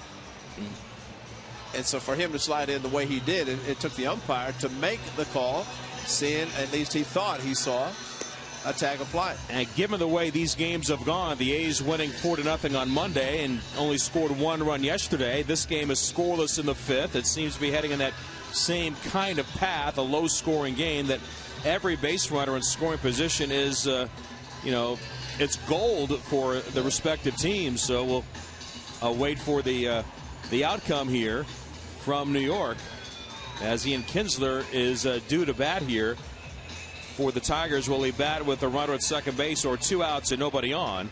And now they're taking off the headsets down there near the Tigers on deck circle, and the call is he is out at second base.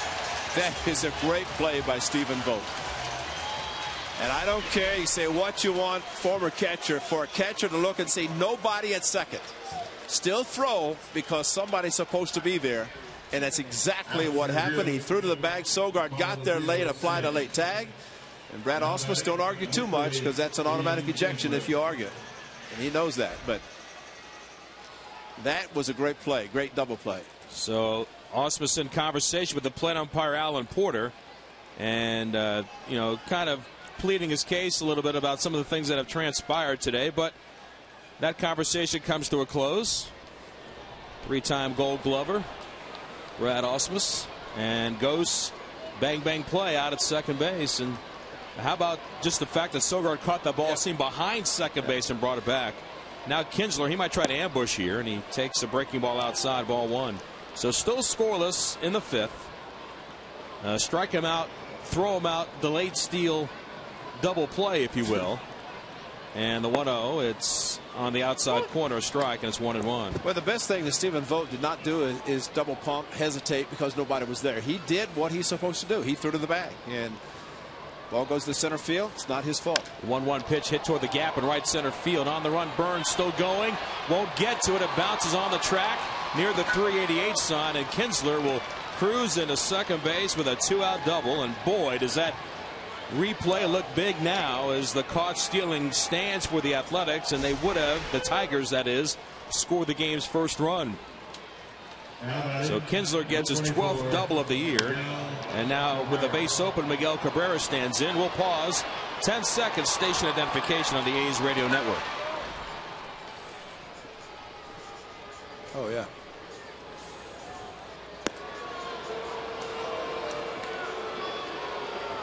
On a Wednesday afternoon, alongside Glenn Kuiper and Ray Fosse, Vince Cotroneo with you. No score. No surprise with first base open. The A's are putting Miguel Cabrera on intentionally. It is the 9th intentional walk he's received this year, and they will rather take their chances with a force play in vogue, and Yoenis Cespedes coming to the plate instead of the Triple Crown winner, former 2-time MVP. Got some batting titles on his mantle as well, and he will go to first base now. Here comes Cespedes, who singled in the left center his last time up, his first hit in the series in 7 at-bats. And Kurt Young's going to go out to the mound and talk things over here and what they want to do with Cespedes.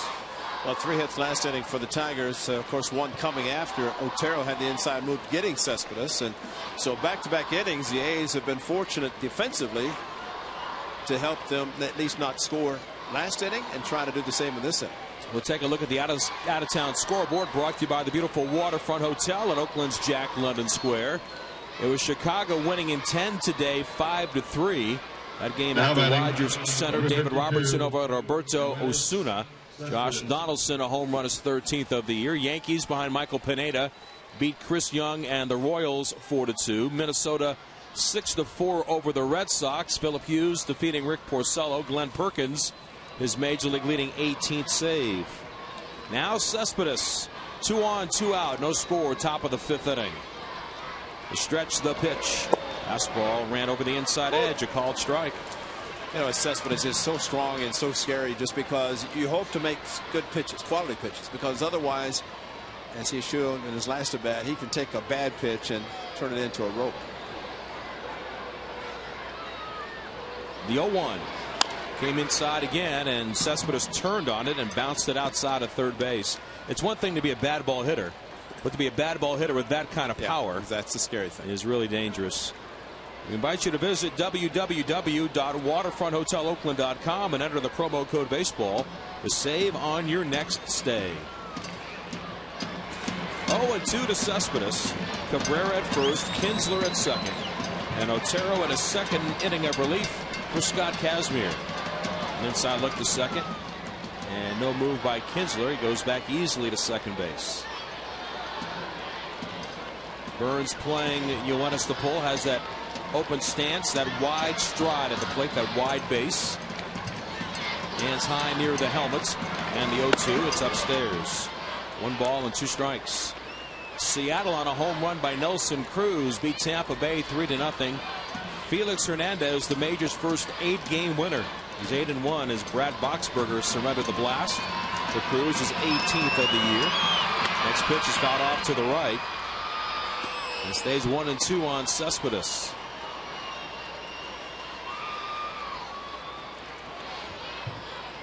Almost want to try to bounce a ball with Cespedes, see if he can swing at a bad pitch, really bad pitch, and sometimes it's hard to bounce one when you try to. Otero readies and fires, and tried the slider that time, missed up and away, and it's 2 balls and 2 strikes. We can see the wind whipping through the uniform of Otero. The A's in the home whites today. It's a breezy, sunny afternoon at the O.co. See the flags of the walk corridors are fully extended. 2-2 pitch, swung on, ripped to deep left field. Back goes full toward the wall and gone. Yoenis Cespedes, his 6th home run. It comes in his original ballpark. It's a 2-strike, 2-out, 3-run backbreaker, and it's 3-0 Tigers.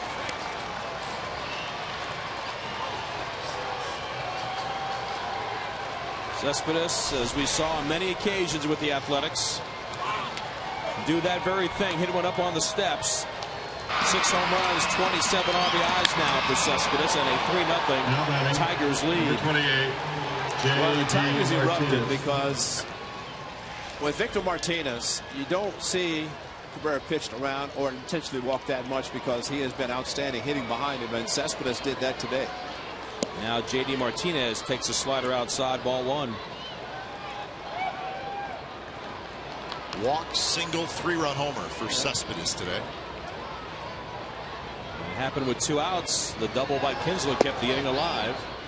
Next offering from Otero, catch the outside corner. 1 ball and 1 strike. When Yoenis gets that full extension, and you see those powerful arms just bring the bat through the zone, it usually means trouble. And he got a lift on it, and it disappeared past Fold over the wall. Swinging a foul off to the right side by Martinez, and it's 1-2. And watching the replay, it looked like some sort of a changeup that just stayed right in the middle of the plate. And Cespedes kind of dragged the bat, 2 strikes. I don't know what he's trying to protect, but you're right. He's very powerful, and he made solid contact. Otero back to the plate. The swing and a bouncing ball to third. A foul ball to Laurie behind the bag. Stays at 1 ball and 2 strikes. They made the announcement on Scott Kazmir, officially left shoulder tightness, which is why he left after 3 innings, not allowing the hits. And Dan Otero came on in relief.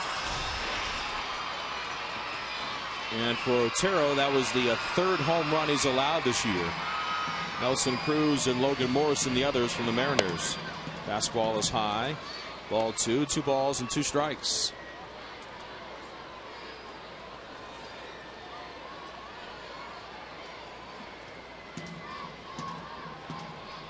And the 2-2. Breaking ball cut on and missed. The inning is over, but the damage is done. Yoenis Cespedes takes one out of the ballpark in the top of the 5th inning. And we go to the bottom of the 5th. Tigers in front 3-0.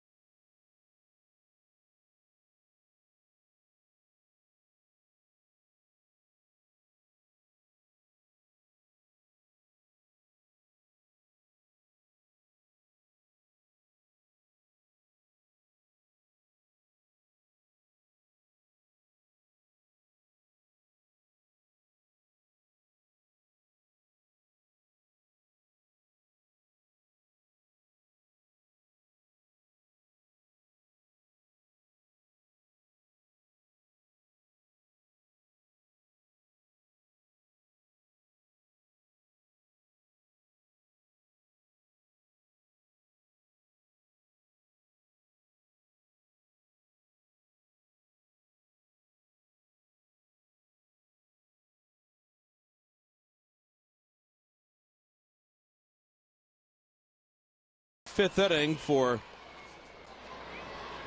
the youngster Kyle Ryan, and his first pitch is over for a strike. It's 0-1.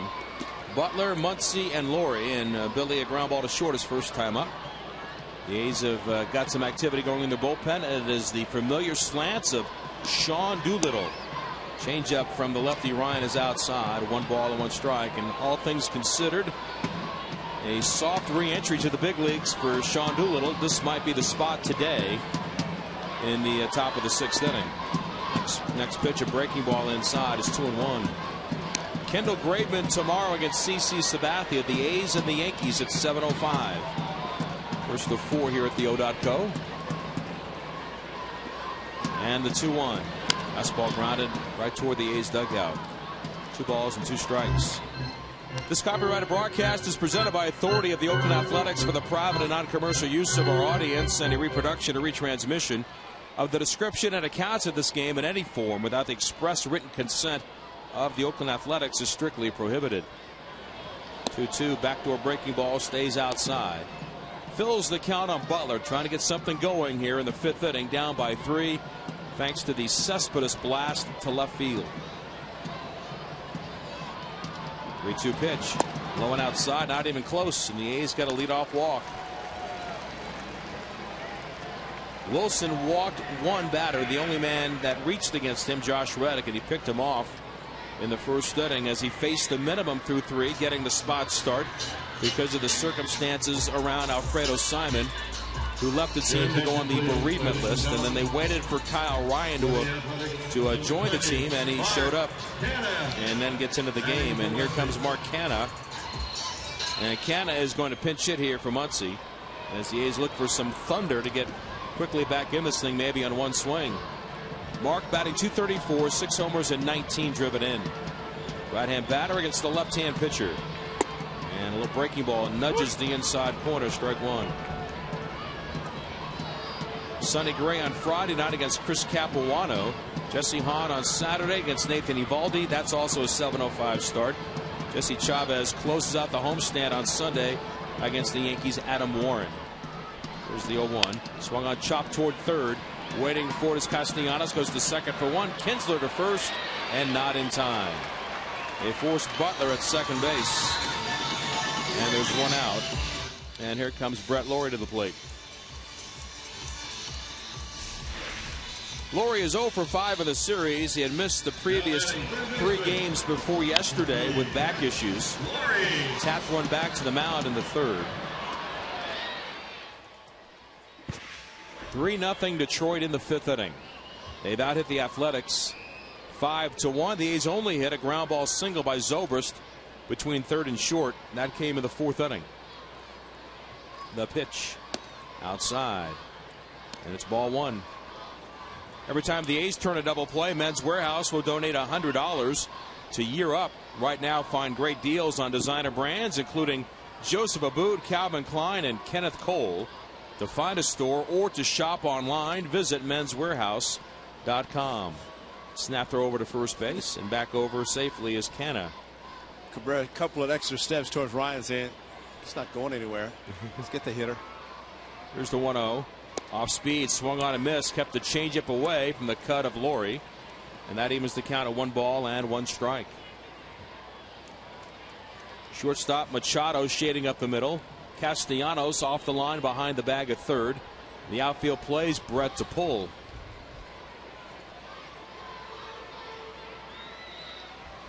The 1-1. It is down and in ball 2. 2 balls and a strike. Ryan, when he stands on the mound, he's actually leaning forward, and when you see the wind whipping through his uniform, it's like he's fighting to stay upright, like he's pushing against the wind. Jared Blevins, huh? Yes. The Senator. Here's the 2-1. Low with a changeup. 3 balls and a strike. A bad injury for Jerry when he broke his forearm on a ball that came back to him early this year when he was traded by the Nationals to the New York Mets. Sam Fuld waiting on deck. So Sean Doolittle will be making his 2015 debut in the 6th inning. A swing and a chopper on the right side. Flagging it down is Kinsler. Nice body control as he gloves and throws to Cabrera in time. They get the out on Lawrie as Canna goes from first to second base. Cabrera tried to throw behind Canna, but Mark stayed on the base. Kinsler with outstanding range, and he has spoken very highly of his time with the Rangers when he was working with Ron Washington, who's now back with the Athletics in an infield coach capacity.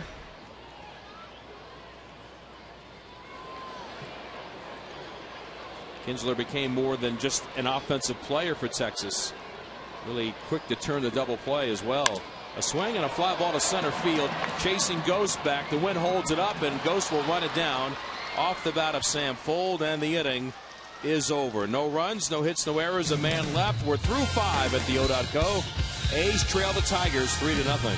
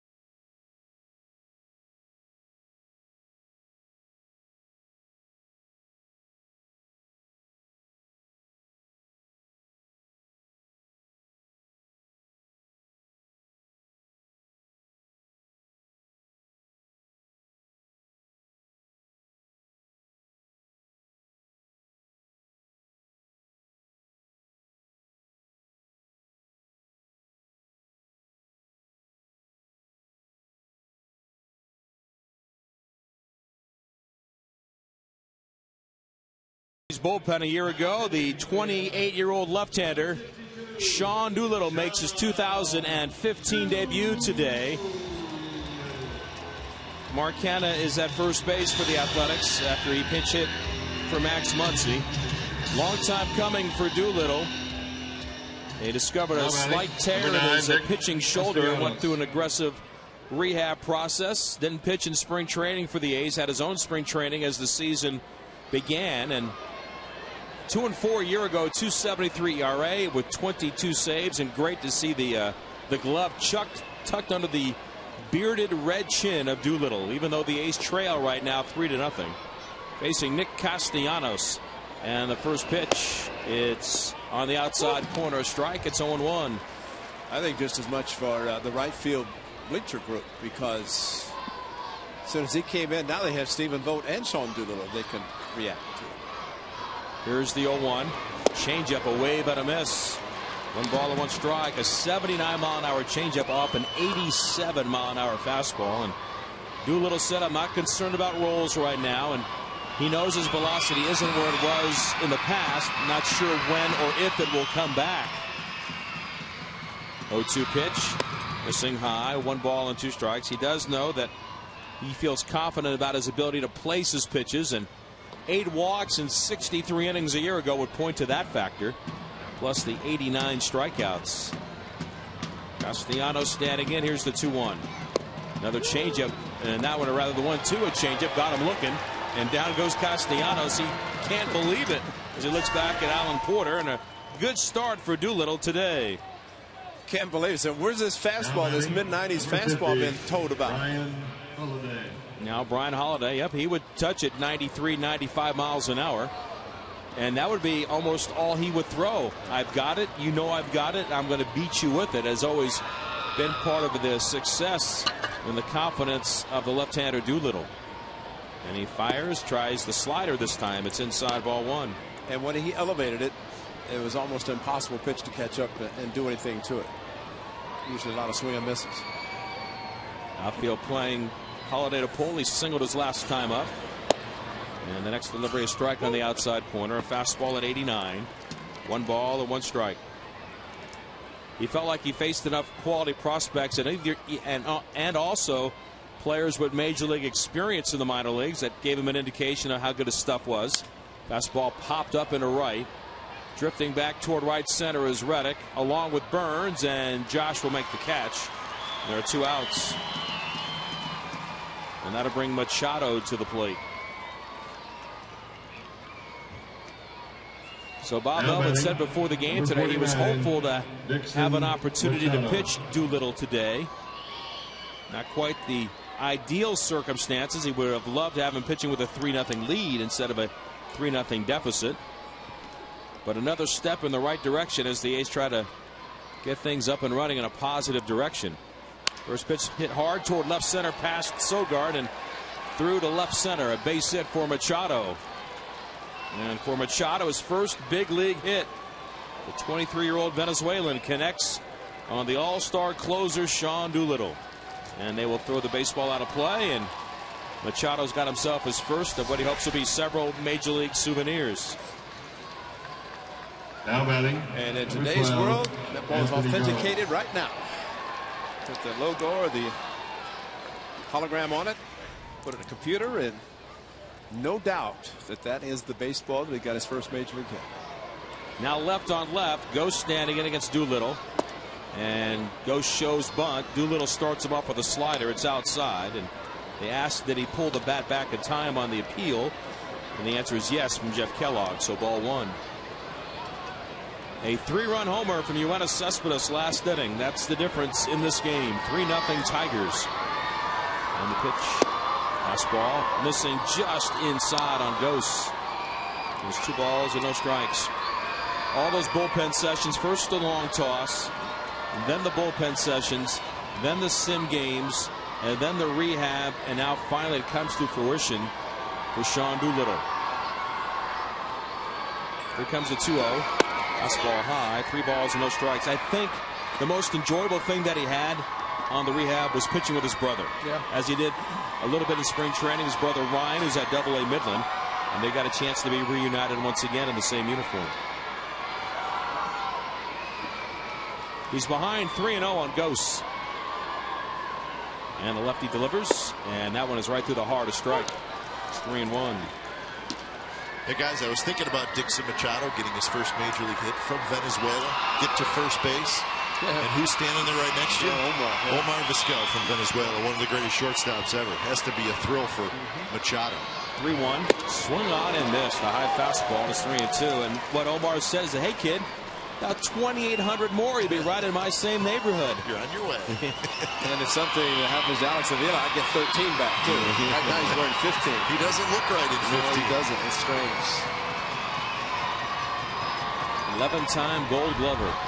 3-2 pitch, swung on and missed, and Doolittle pumps himself up a little bit coming off the field. Certainly happy with his first major league outing, including 2 strikeouts in 2015. No runs, a hit, a man left. We head to the bottom of the 6th inning. A's behind 3-0.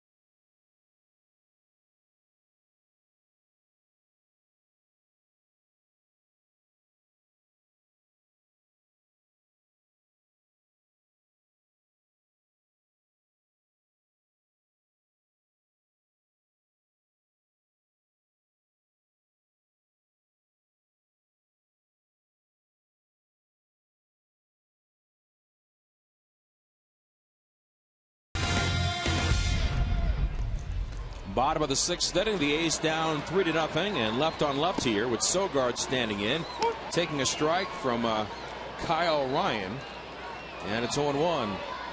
Sogard, a fly ball to left, is only time up, and the 0-1 pitch, front door breaking ball. It's inside on Sogi. 1-1 the count. Right-hander Fernando Rodriguez continues to loosen in the A's bullpen, as Sean Doolittle cleared a huge hurdle today with his first big league inning. A swing and a soft liner over Kinsler, a base hit into right center field, and that's how the A's start their bottom of the 6th inning today. And Billy Burns will be next. The A's lost last night, Ray, 1-0. The last time the Tigers beat the A's 1-0, the Bird was on the mound, Mark Fidrich, in July of 1976. Oh no! An 11-inning complete game, 1-0. How about Mark Fidrich, boy? Was there when he made his major league debut. I was with Cleveland at the time. That was crazy. Yeah. He was 19-9 that year. Snap throw over to first, and Sogard over safely. He had 24 complete games that first season and 250 innings. Listen, if you talk to baseball, good things can happen. Just hope it doesn't answer. It did to him.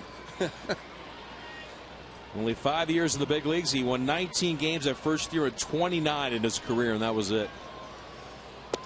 Pitch to Burns, down low, ball 1. This is an opportunity for the A's that they've got to take advantage of. Behind Burns, it's Reddick and Zobrist and Vogt. Really the meat of the A's lineup, down by 3. Kyle Ryan flying from Louisville to Oakland and in a big league game. And showing bunt as Burns, he pulls back as the pitch misses low. And the count in his favor, 2 balls and no strikes. The Tigers are going to start their bullpen. Ray, as crazy as the bird was, I don't think it was an act, though. I think he was legitimately into it and wanting to talk to the baseball. Oh, he definitely did that. Here's the 2-0. Swung on, hit hard, but foul past first base. 2 balls and a strike. So what was the reaction of a veteran major league player watching what Fidrich was doing, in that game? Pat Dobson, the late Pat Dobson, started against him that night, and we're sitting in the dugout. He's out there patting the dirt and playing with the dirt and talking the baseball, and Dobson said, I ain't got no chance. And figured he said some other things too, but that was the gist of it.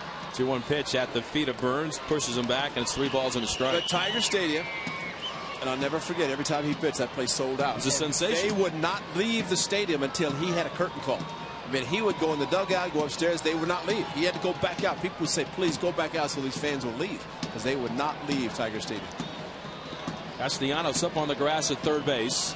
The set by the lefty Ryan. He comes to the plate, and it is over the inside corner. Burns tried to sell it that it was inside, but it wasn't. That fills the count of 3-2. All the Bird ever wanted to do was pitch 4 years, qualify for his pension, and own a gas station. And unfortunately, that was kind of his demise. I think he was working on a vehicle and it fell on him. But farm up in Massachusetts, right? He was unbelievable. He was talented. It wasn't just a show. He could pitch. Look at first base. Runner goes. 3-2 offer is low. Ball 4. Close pitch. A close take for Burns, but it works. The A's have 2 on with nobody out, and here comes Josh Reddick. And like we said just a few moments ago, this might be the one time the A's have a chance to strike as Al Albuquerque loosens in the bullpen.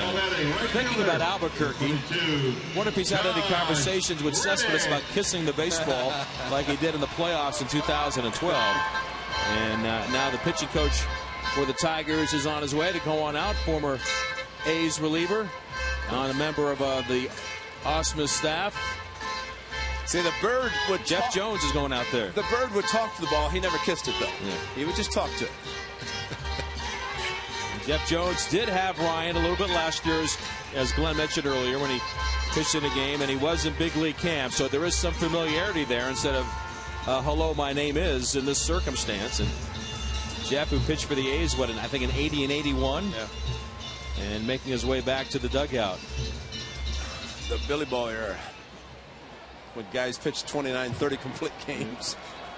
They could have gone with a 4- and 5-man staff and no relievers because they all pitched complete games anyway. Not quite a full overshift on Reddick, but Machado, the shortstop, is angling in behind Sogard. Left on left, tying run at the plate, and the first pitch is a curve. It sweeps outside and low for ball 1. Ben Zobrist waiting on deck. 3-0 Tigers in the bottom of the 6th. The leadoff single followed by a walk on a 3-2 pitch, and Zobrist is in the on deck circle. The A's also have Marcus Semien available off their bench. Here's the 1-0. Fastball at the knees on the outer half. A called strike. It's 1-1.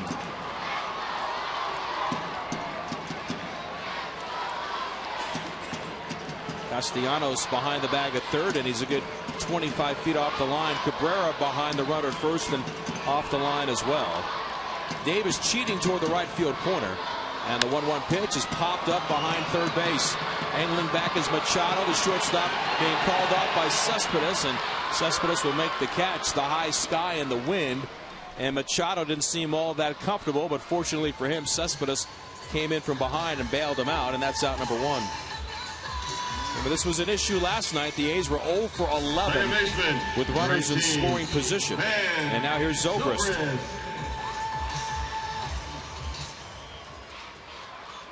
The A's in their last 13 games in that situation hitting under 140. I mean, they've had chances, but have been unable to find clutch hits with any consistency. And trailing today 3-0. Zobrist batting right-handed and looks at a changeup and somehow catches the outside corner, which looked like the left-handed batter's box from up here. It's strike 1. Well, Vinny, you mentioned about the wind knocking down balls, maybe the one that Fold hit, but again, Zobrist has power, and any ball to the gap, 2 runs are going to score because Billy Burns at first, but this outfield's playing shallow. Here's the 0-1. Bounce on the right side, picked up by Kinsler, shovels to Machado for 1, and back to first for 2. And the Tigers escape any trouble in the 6th inning as they turn it 4-6-3.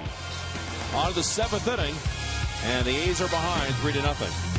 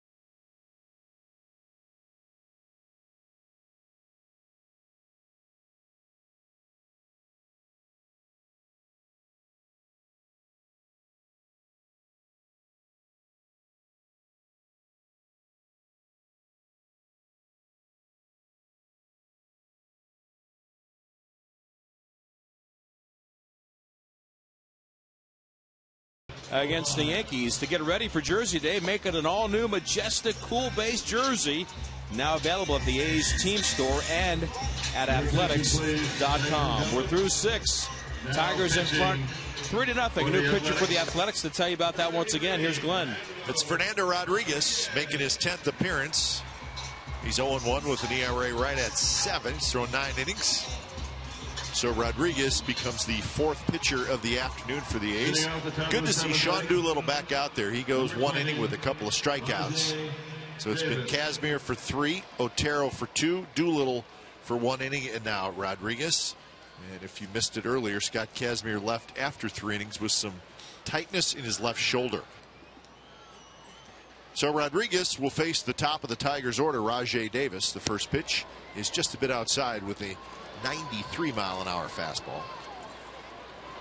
So 1-0 to Davis, who is 0 for 3, a couple of groundouts and a strikeout. Rajai Davis reaches for that one, hits a high pop-up foul down the right field line. Rajai Davis will be a free agent at the end of this year. I think Raj will want to keep playing. Still a good player. He has the speed, yes, the element of speed, which is always great. 1-1 pitch is on the inside corner for strike 1 and 2, and he's really become a much better offensive player than he was when he was with the Athletics earlier in his career. Kinsler to follow, and then Cabrera here in the 7th. 1-2 pitch is lined foul, right side. A high fastball. Rajai Davis just protecting. Yeah, they attempted the bunt in the second at bat. Great play by Munson Zobrist, but with his speed, and same with Billy Burns, he should almost attempt to bunt once a game, just to show it. 1-2 pitch curve fouled straight back as Rajai waited on that big overhand curve from Fernando Rodriguez. A's have 6 hits in the game. They've stranded 7 through the first 6 innings. Take that back. They've stranded just 3. It's the Tigers who have the 6 hits, excuse me. Tigers with 6 hits, A's with 2. Again fouled right side, fastball away. Davis spoiled a pretty good pitch.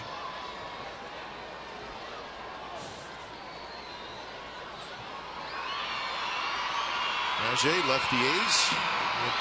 Had some real good years with the Toronto Blue Jays, and now his 2nd year with Detroit. Still a whole bunch of bases with the Athletics, and you steal bases means you have to get on base to steal them. Checked his swing on a big overhand curve. It was in the dirt. Vogt blocked it. So the count even at 2-2 in the top of the 7th inning. The Tigers leading 3-0 thanks to the Cespedes home run in the 5th inning.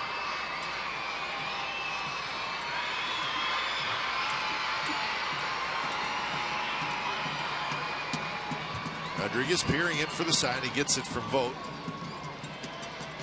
Kicks, and the 2-2 delivery is a fastball 94 miles an hour, but outside. So full count to Rajai.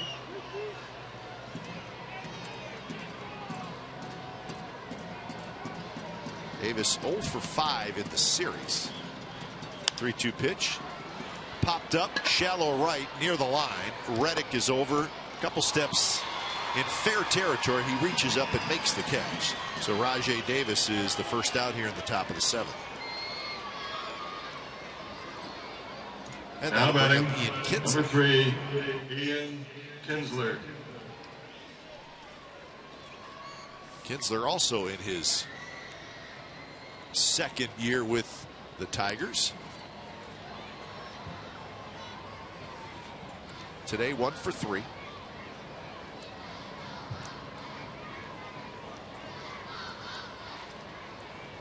Kinsler had a double in the 5th inning. That was a big double. It actually kept the inning going, and then Cabrera walked and Cespedes hit the home run with 2 outs. 0-1 to Kinsler. And he skies this one in the air. Shallow right center. Burns is over. And Burns makes the catch. It's amazing watching Kinsler now. We saw him open up with the Rangers and pull a lot of pitches down the line. Now it seems to be kind of an inside-out hitter. Maybe that's why he doesn't have now batting, number 24, pitching him a certain way might create that, but he just does not open up as much as he did, which is a little surprising. And of course, the big double to right center his previous at bat. But that one again really wasn't that far inside. Kind of not all the way inside, pretty much down the middle of the plate, and still hit to center field. Here's Miguel Cabrera, who swings and misses. Used to see Kinsler with that little twitch with that front hip, kind of remind himself to kind of get it open, like you said, and he would get in trouble for trying to pull too much at times with Texas. Now not enough here. 0-1 pitch to Cabrera, and he swings and misses, and it's 0-2. We've seen Cabrera swing and miss more in the last 2 games than we've seen in a long time. He struck out twice today, both times swinging. He also walked and scored in the 5th. So he's behind in the count, 0-2. Tigers leading 3-0, top of the 7th. 0-2 pitch, high fastball, he blew it by him. How about that? Miguel Cabrera has struck out 3 times today, all 3 times swinging. So good 7th inning for Fernando Rodriguez as we have reached the 7th inning stretch from the Coliseum. It's the Tigers 3 and the A's 0.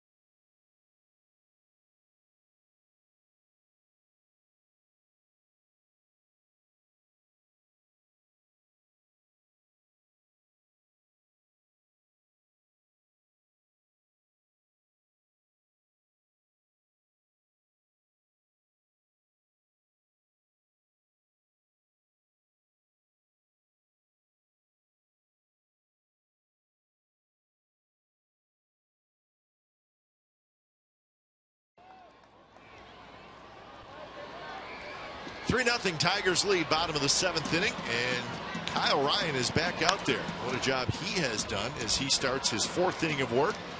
First pitch to Stephen Vogt is fouled back, so Kyle Ryan is becoming the story of this game. Well, to put a couple of runners on base as he did last inning, but get out of it with a double play, that's pretty impressive, and Osmus leaves him in. 0-1 pitch, slider is up and in to Stephen Vogt. He's got bullpen activity again, but I mean, if this young man's a starter, I mean, really, it takes all the burden off the bullpen as long as he can pitch and pitch well. This is his 48th pitch coming up, and Vogt reaches forward, hits it to right field, hits it pretty well. Rajai Davis near the wall, he leaps, it's off the wall. And Stephen Vogt hits the bag at second as the ball rolls back toward the infield. And Stephen Vogt's going to hand a stand-up triple leading off the bottom of the 7th inning. Rajai Davis leaped right at the wall, and he couldn't get it, and then it bounced directly back toward the infield. And Goes had a long way to run to get the baseball from center field, and Vogt had no problem going all the way to third base. So a leadoff triple, and that's going to do it for Kyle Ryan. So the A's with a good start here in the 7th, and we're going to pitching change as Kyle Ryan is gone after 3 1/3. We'll be back right after this. Coming in to pitch for Detroit.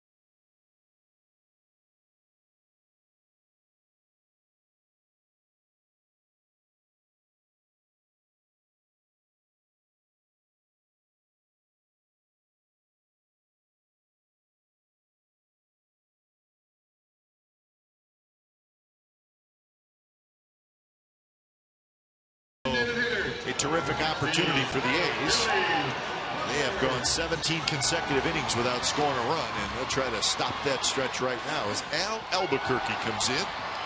The 28-year-old right-hander has become an important part of the Tigers' bullpen. So Albuquerque comes in to face Billy Butler. Appearance number 19 on the year for Albuquerque. First pitch is a high slider for a strike. Stephen Vogt will be happy to tell his grandkids, yeah, to stand up triple back on May 27th. You know, no problem. So a swing and a miss on the 0-1 pitch. So Butler behind in the count, 0-2. Infield is back, so they're basically giving the A's the run if Butler can put it in play. Butler is 1 for 6 in his career against Al Albuquerque. And the pitch is a swing and a miss. He struck him out. A hard slider, and on 3 pitches, Butler swings through it, heads back to the dugout, and Vogt is still at third. Now batting first base. Good hard breaking ball. He went right after him, and Albuquerque trying to preserve this shutout, but also help his pitcher who put a run at third, nobody out. Albuquerque doing his warm-up toss is almost like telling Alan Porter, I don't need as many as you're going to give me. Let's start a little bit earlier, but the clock was running and had to wait. Here's Canna. First pitch slider, and it's a called strike to Canna. Canna's second at bat. He pinch hit for Muncy in the 5th. Reached on a fielder's choice. It's a 4th pitch, 4th strike, all outside corner. 0-1 pitch. is chopped foul. 94 miles an hour with a lot of sink to it. So Albuquerque's got good stuff. He's got strikeout stuff, and the last couple years he has done a real nice job for the Tigers. Last year he struck out 63 in 57 innings. So he's ahead of Canna 0-2. More action in the Tigers bullpen. Nesbitt and Hardy, a lefty and a righty, are now warming up. A's bullpen is quiet. 0-2 pitch and a high slider. Canna takes it 1-2. Really an opportunity that the A's just cannot let get away. Tigers again against Canna. The infield is back. 1-2 pitch and a hard slider. Canna checked his swing. The ball was down and away, and he was able to hold up. It's a ball 2-2. You know, if there's ever a time to peak, now's the time to peak, because you can feel the catcher move outside. You can just kind of glance back, and sometimes a shadow will show it. But on the on-deck hitter, just say catcher's outside, so you can look outside. Don't worry about the inside part of the plate. 2-2 pitch. Another slider. This one is high, 3-2. So you get the idea what Albuquerque's best pitch is. And he's pitching for a strikeout as well. He's going to do it again now. Probably sacrifice the possible walk if that's the case. Brett Lawrie is the on-deck hitter. A's trailing 3-0 in the bottom of the 7th. 3-2 pitch. Here it is, and it's fouled straight back. Good swing by Canna, and it was another slider. It was up a little bit. Canna looked like he saw it pretty well. Vogt led off the inning with a triple. Butler struck out.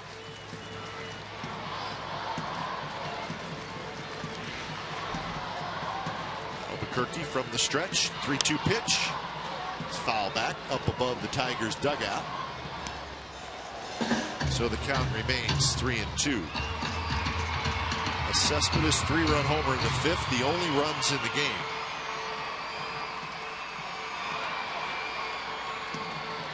So Canna steps back into the batter's box. Albuquerque waiting. He gets the sign. Vogt with the lead. 3-2 pitch. Ball's hit to center. Should be deep enough. Goes, backs up. Squares up. He's got it. Here comes Vogt. Take it home. The throw is cut off by Albuquerque, actually right on the mound. Wouldn't have mattered. Vogt was going to score no matter what. So Canna does his job. He gets the sacrifice fly. Vogt comes in to score. And the A's are on the board. It's now 3-1. Well, that's a great at bat by Mark Canna, because he fell behind quickly, as did Billy Butler, but kept fouling off the sliders and taking it full to 3-2. And straightaway center, another breaking ball, just kept using it, but tried to throw a little bit more for a strike. So here's Lawrie, first pitch up and in. So the A's finally break through. Lawrie has grounded out twice, and he takes a fastball for a strike to even the count at 1-1.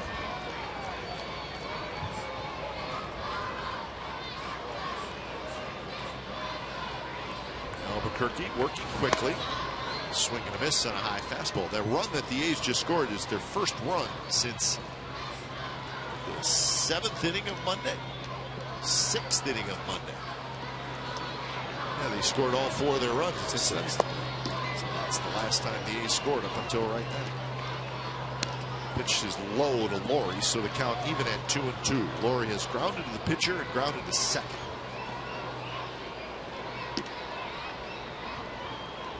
Lawrie outside the box. Now he steps back in. Sam Fuld would be next if Lawrie could get aboard. 2-2 delivery, and it's a high fastball, and Lawrie swings and misses. He slams his bat and helmet down, and that's how the 7th inning comes to an end. The A's get a run. Vogt with the triple, Canna with the sac fly. So we're headed to the 8th. It's the Tigers 3 and the A's 1.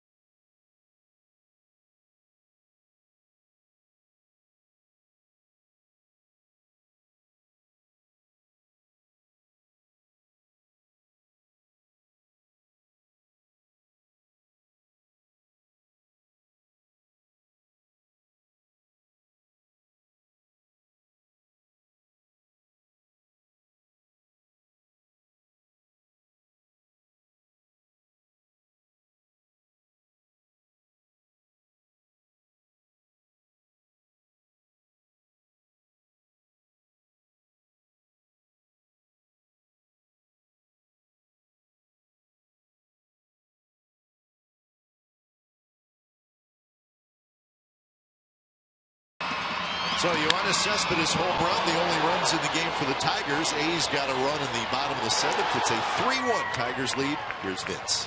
Fernando Rodriguez's second inning of relief now against the Tigers. Cespedes on base all 3 times, a walk, a single, and the aforementioned 3-run homer. First pitch to him is over for a strike, a fastball. It's 0-1. Yankees come calling tomorrow at 7:05. Kendall Graveman against CC Sabathia.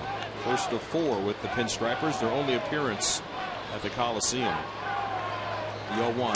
Fastball fouled back by Cespedes. Power versus power challenged them there, and it's 0-2. And Vinny, it's the first place New York Yankees. It's a jumbled mess in the AL East. Yeah, no question. 3 games of separating the top from the bottom as play started today. And not a lot of folks were counting on the elder statesmen, the Pinstripers, to be in this position, even at 3 games over 500. Here comes the 0-2.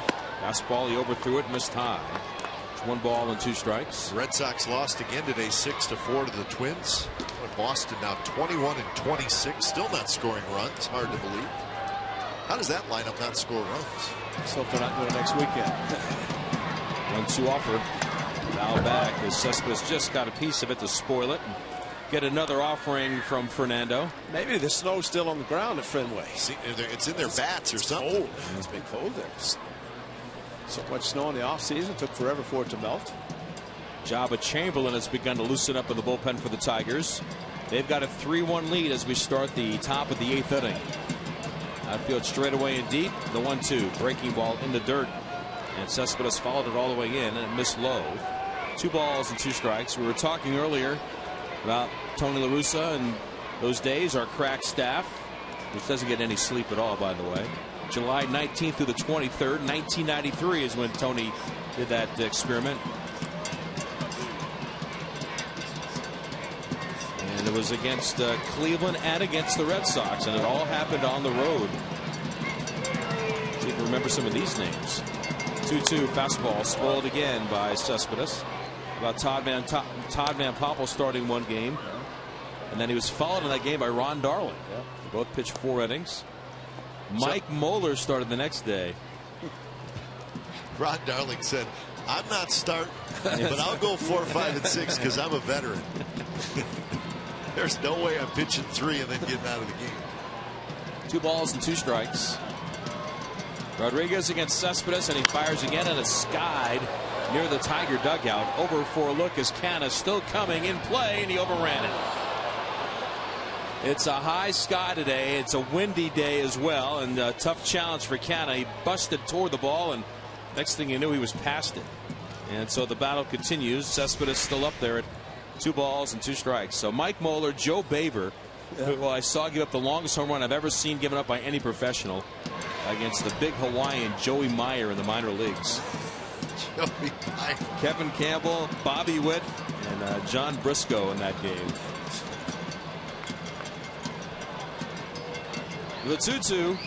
Breaking ball pulled to third and bounced foul by Dave Clark. Joey Meyer he got to the big leagues with the Brewers, didn't he? I think a little bit. Bernie Brewer. He hit a ball in Arkansas against Joe Baver.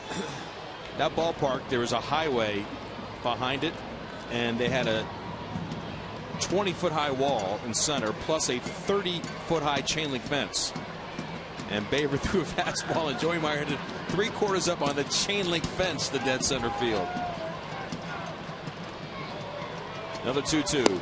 Missed outside with a fastball, fills the count on Cespedes. And if that's 1993, it's not as if that was a throwaway season for the A's, because back-to-back years, 92, 93, they played. That's right. The postseason against the Blue Jays. J.D. Martinez waiting on deck. A's down 3-1, and the righty delivers, and it's swung on and missed. Tied him up inside, and Cespedes is the 10th strikeout victim of A's pitching today. Second K for Fernando, and now J.D. Martinez steps in. The next day, some great names winning against Cleveland 7-2. The game started by Kelly Downs. Yeah. And then the late Bob Welch went 3 innings behind him, followed by Hall of Famers Goose Gossage and Dennis Eckersley. Now that's closing out a game with flair. Martinez 0 for 3 today, and he takes outside. In fact, he's 0 for Oakland. He's 0 for 10 in the series. But see, that's another. Bob Welch, the veteran. I'll take the middle three because I got a better chance to get the win. Maybe Tony was taking care of his veterans a little bit. Tony knew how to do it. Second baseman Zobrist shading up the middle, and the 1-0 is swung on and missed. Good slider away, and the count is 1 ball and 1 strike. The next day they lost at Boston 9-7. Todd Van Poppel back out there again, then Kevin Campbell, then Ron Darling, and then Edwin Nunez closed it out. The A's lost that game 9-7. Here's the 1-1. Swung on, stroke towards short, 1 bounce, waiting for it is Sogard. He has it across the diamond. A good stretch by Canna, and there are 2 away. 5 in a row retired by Fernando, and before Castellanos bats, we'll pause 10 seconds. Station identification on the A's radio network. Now batting, number 9, Nick Castellanos.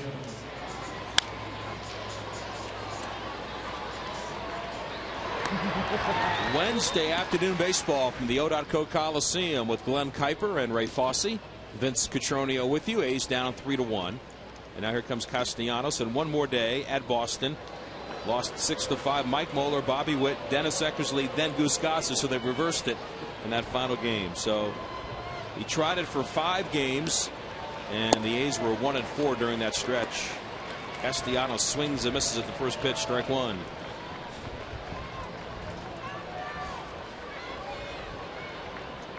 For the A's in the bottom of the 8th, it'll be Fuld, Sogard, and Burns.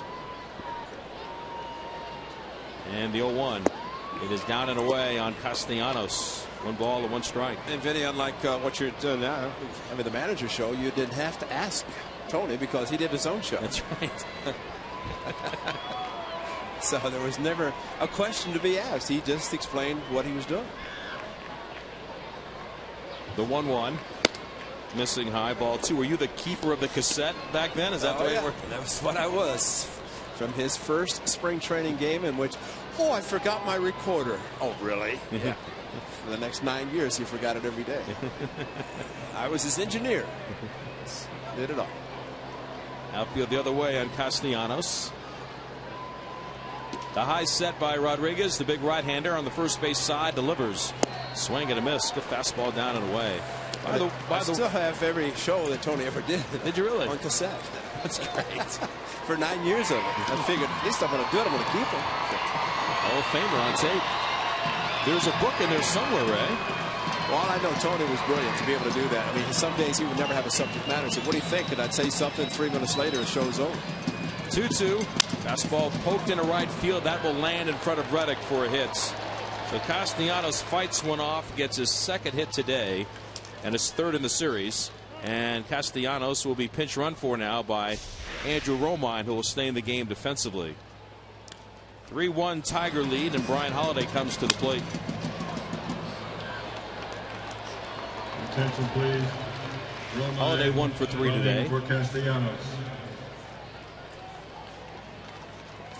Lefty Hardy and the righty Chamberlain ready to go for the Tigers for the bottom of the 8th inning. Now the A's, when they gave up the home run to Cespedes in the 5th inning, and marked their first earned runs allowed by the A's starting rotation in their last 32 2/3 innings. Fastball a strike, and it's 0-1 on Holiday, right-hand batter. You're going to count Otero part of the rotation. Kazmir came out after 3. I know. Today's kind of like those games you were just talking about. Yeah. Fernando Abad now gets up in the A's bullpen, starts to loosen. Eric O'Flaherty pitching on the rehab tonight at AAA Nashville. Fastball popped up, foul ground for Canna. He's over for a look. This time he watched it disappear into the seats, and you're right. He had no idea where it was as it came over. He has the sunglasses on, but he can't find the baseball. And Mark, if you throw up your hands heading to the visiting dugout, they're not going to reach out and help you. They're just going to say, no, it's gone. It was plenty of rows deep. Tigers trying to get out of town with taking 2 out of 3 from the Athletics. They'll continue their road trip south against the Angels in Southern California. 0-2 outside, and it's 1-2 on Holiday. You know, this game is playing like it's 10-3. 10-0, but it's still just a 2-run game, and A's with a couple more opportunities.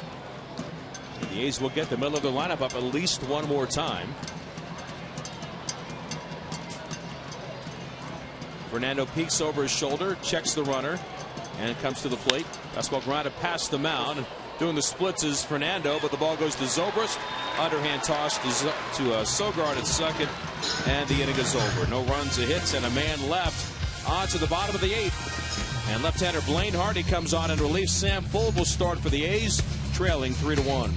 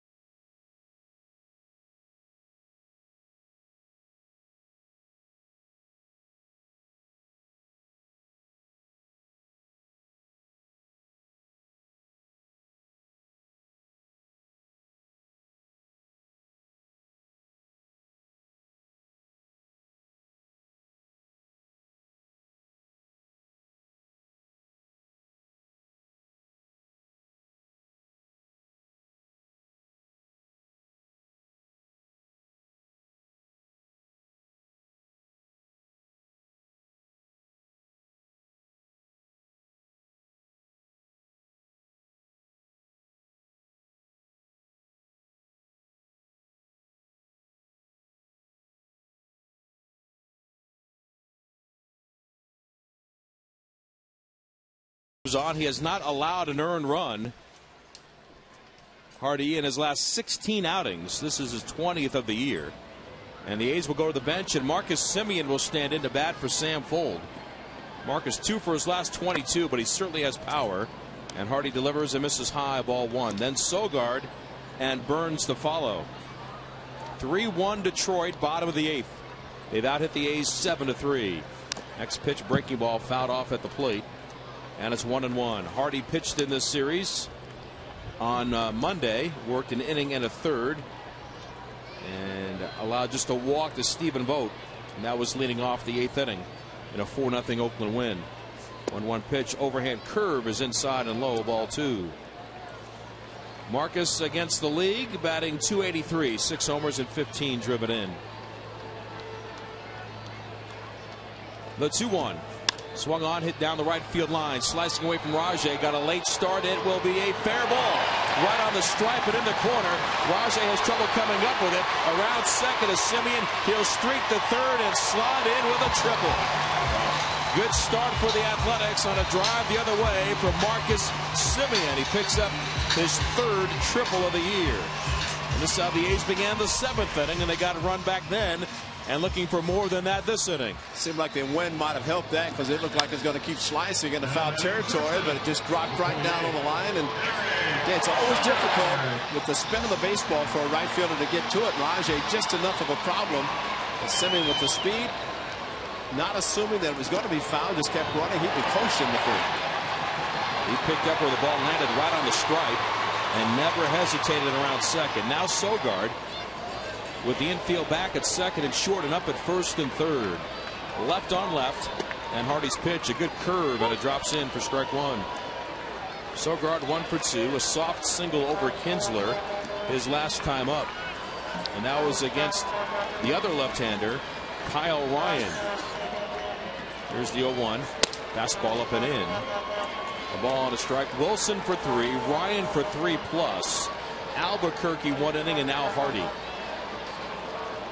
3-1 Tigers in the 8th.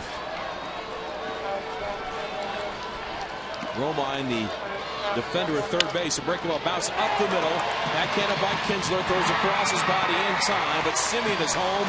And it's a one-run game. An RBI for Sogard is 11th of the year. And the A's make it a 3-2 game as they pull closer to the Tigers. Good job by Sogard putting the ball in play. Would have been nice if he could hit the ball in the air towards right center where the ball was headed. On the ground was clogged, but boy, Ghost was playing way shallow in left center, and Kinsler showing his range again. And I think you're right about becoming a very good defensive second baseman. Maybe not the big home run hitter anymore, but he can play some second. Now Billy Burns stands in. He swings and drives with the left. Back onto the Cespedes, giving chase. It's off the top of the wall. A barehand catch and a throw to second. Head first slide, and Burns hangs on with his back foot staying on the base. Billy Burns missed his second home run in less than a week by 2 feet. But he's in a scoring position with 1 out, and here comes Josh Reddick. And the way the ball came off the wall, Yoenis Cespedes again a barehanded catch. Right fielder. And Billy Burns, if he had hesitated at all, fortunately, he doesn't hit enough home runs to Cadillac it. But Cespedes threw another perfect strike right on the bag. And you're right, he did not overslide second, which now you see an umpire staying on the tag at second. Now Reddick stands in, left on left against Hardy. The A's down 3-2. Burns at second, and the pitch. Fastball popped up. Third base side and foul ground. Fighting the sky is Romine, staying with him, moving back into fair territory, and makes the catch behind third base. And that is the second out, and that'll bring Zobrist to the plate. Well, you're right about Billy Burns, so close to hitting his second home run, and he hit it in the right direction, right down the line. I mean, that's the shortest area. Ausmus looks like he's going to the bullpen. So here comes Brad Ausmus. He's going to bring on the right-hander Jabba Chamberlain. He wants Zobrist to bat left-handed.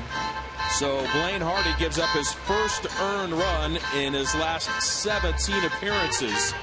The A's have pulled closer. They trail 3-2. Burns the tying run at second base. So after this pitching change timeout, we'll see how this 8th inning closes out. A's trailing at 3-2.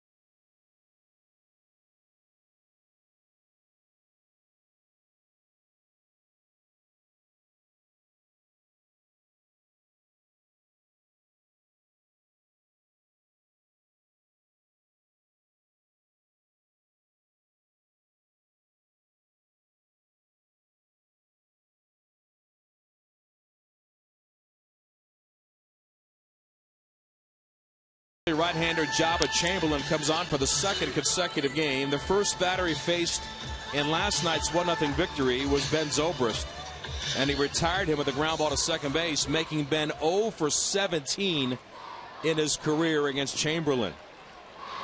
But Zobrist 1 for 3 today. The tying run at second. A lot of speed out there with Billy Burns, and now Jabba wants to meet with Holiday on how they want to work the Zobrist. A leadoff triple started this rally for the A's off the bench for Marcus Semien. And then he came home on a ground out by Eric Sogard. Burns just missed a home run, doubling off the wall and left, and he held there as Reddick on the next pitch popped up behind third base. So Chamberlain ready to go. Checks at second and fires. And a curve is high, ball one. Chamberlain in his second year with the Tigers, a late sign with them as spring training got underway. Originally with the Yankees. Burns being held close by Machado, angling in behind him from shortstop. And the 1-0 fastball. It's over but low. Ball two. 2 balls and no strikes. Stephen Vogt, another dangerous hitter, waiting in the on-deck circle. Not a bad play, and if you want to take a chance, Billy Burns with the speed and may get the catcher trying to throw him out of third base. If that's the case, and make a bad throw, or third baseman actually covers, you may find a bigger hole on the left side. But right now, I think the A's are just looking for a 2-out base hit to tie the game. Romine well off the line at third and behind the bag, close to the hole between third and short. Here's the 2-0. It's high and away. Ball 3. Jabba has missed on all 3 deliveries here to Zobrist, a man he has dominated in his career. See if Ben has a green light. 3-0. Cabrera well behind the bag at first. He's not on the line. Ghost, the center fielder, playing to pull. A's down 3-2, bottom of the 8th. And the 3-0. It is right through the heart, and Ben takes the strike to make it 3-1. Trying to keep the line moving. The A's best hitter with runners in scoring position, and among the best in the league, is on deck. Chamberlain, a long look in, still looking, and now comes into agreement. His 3-1 pitch. It is on the outside corner, just did nick the edge. Maybe a bit down, maybe a bit outside, but called a strike by Alan Porter, and it's 3-2. Didn't give in to him either. Now full count on Zobrist. Just the second game back off of knee surgery. Missed almost exactly a month. Payoff pitch. Breaking ball popped up behind the plate. Holiday over near the A's on deck circle, fighting the wind and the screen, and he makes the catch, and the inning is over. The A's get a run back on 2 hits. They leave a man in scoring position, and on to the 9th inning. It's 3-2 to Tigers.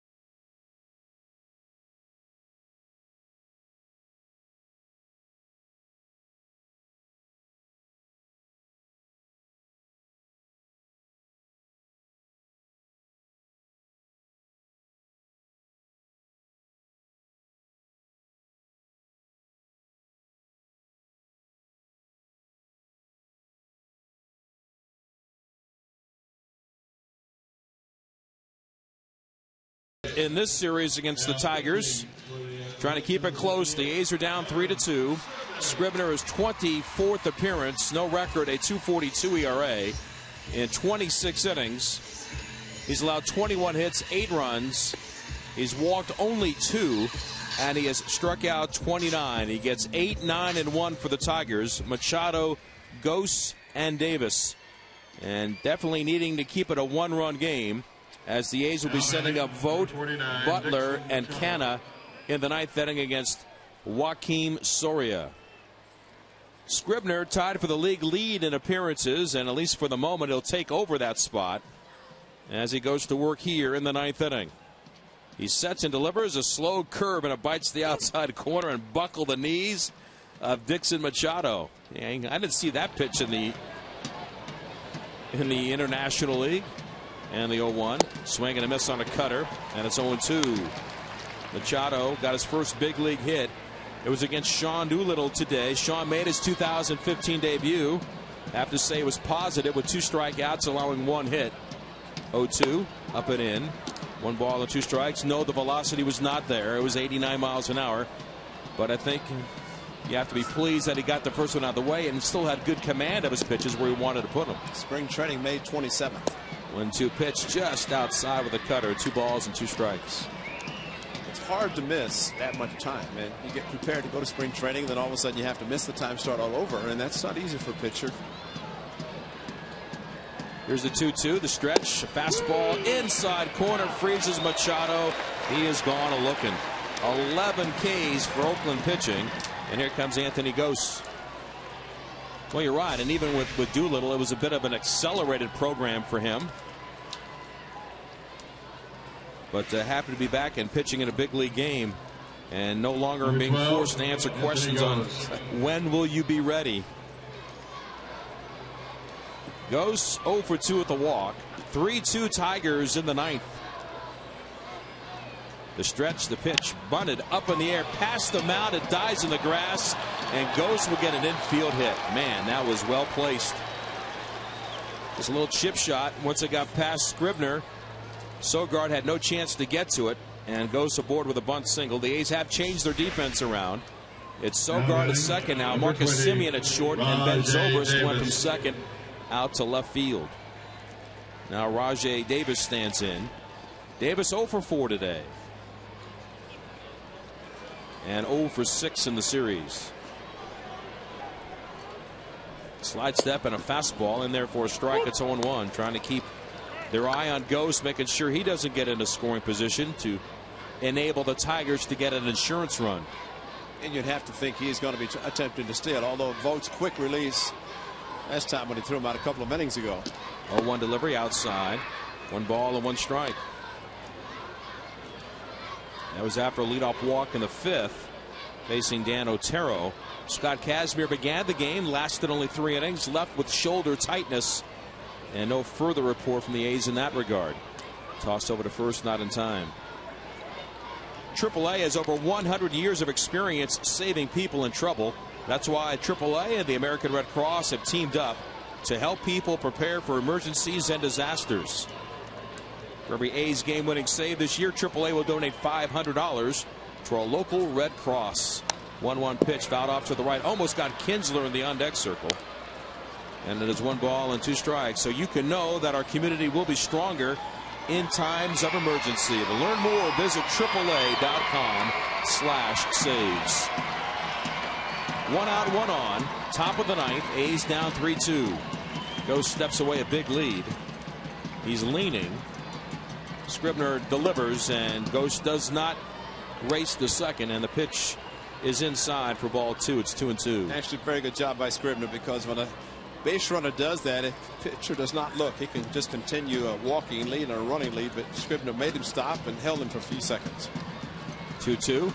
Swung on, fought off, and fisted to the right side. Past the Tiger dugout and in the front row. Stays at 2 balls and 2 strikes. Scribner trying to keep the A's right where they are, down by a run, as they sent up 4, 5, and 6 in the bottom of the 9th inning.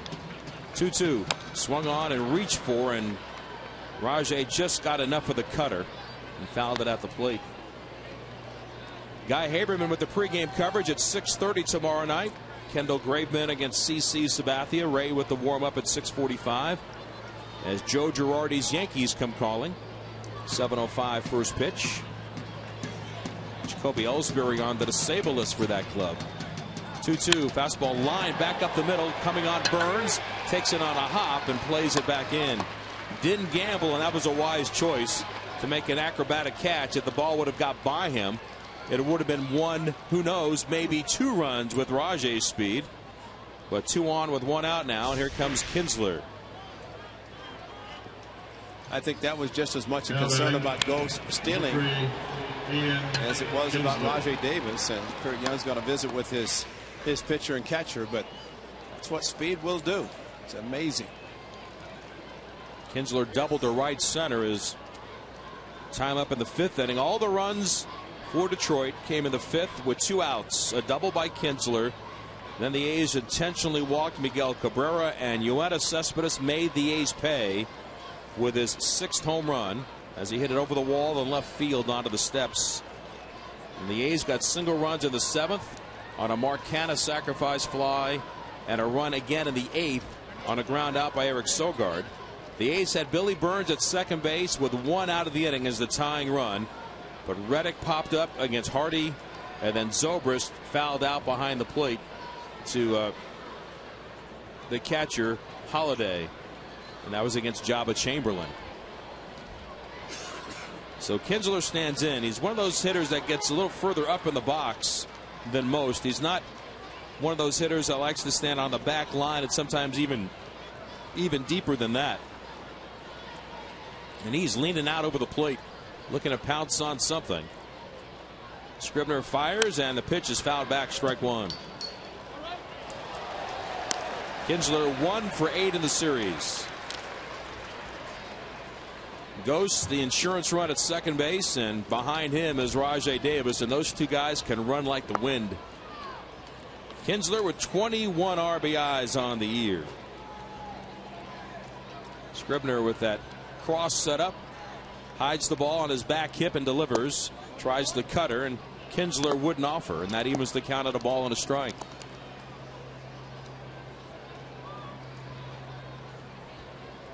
Laurie off the line at third, the same for Canna at first base.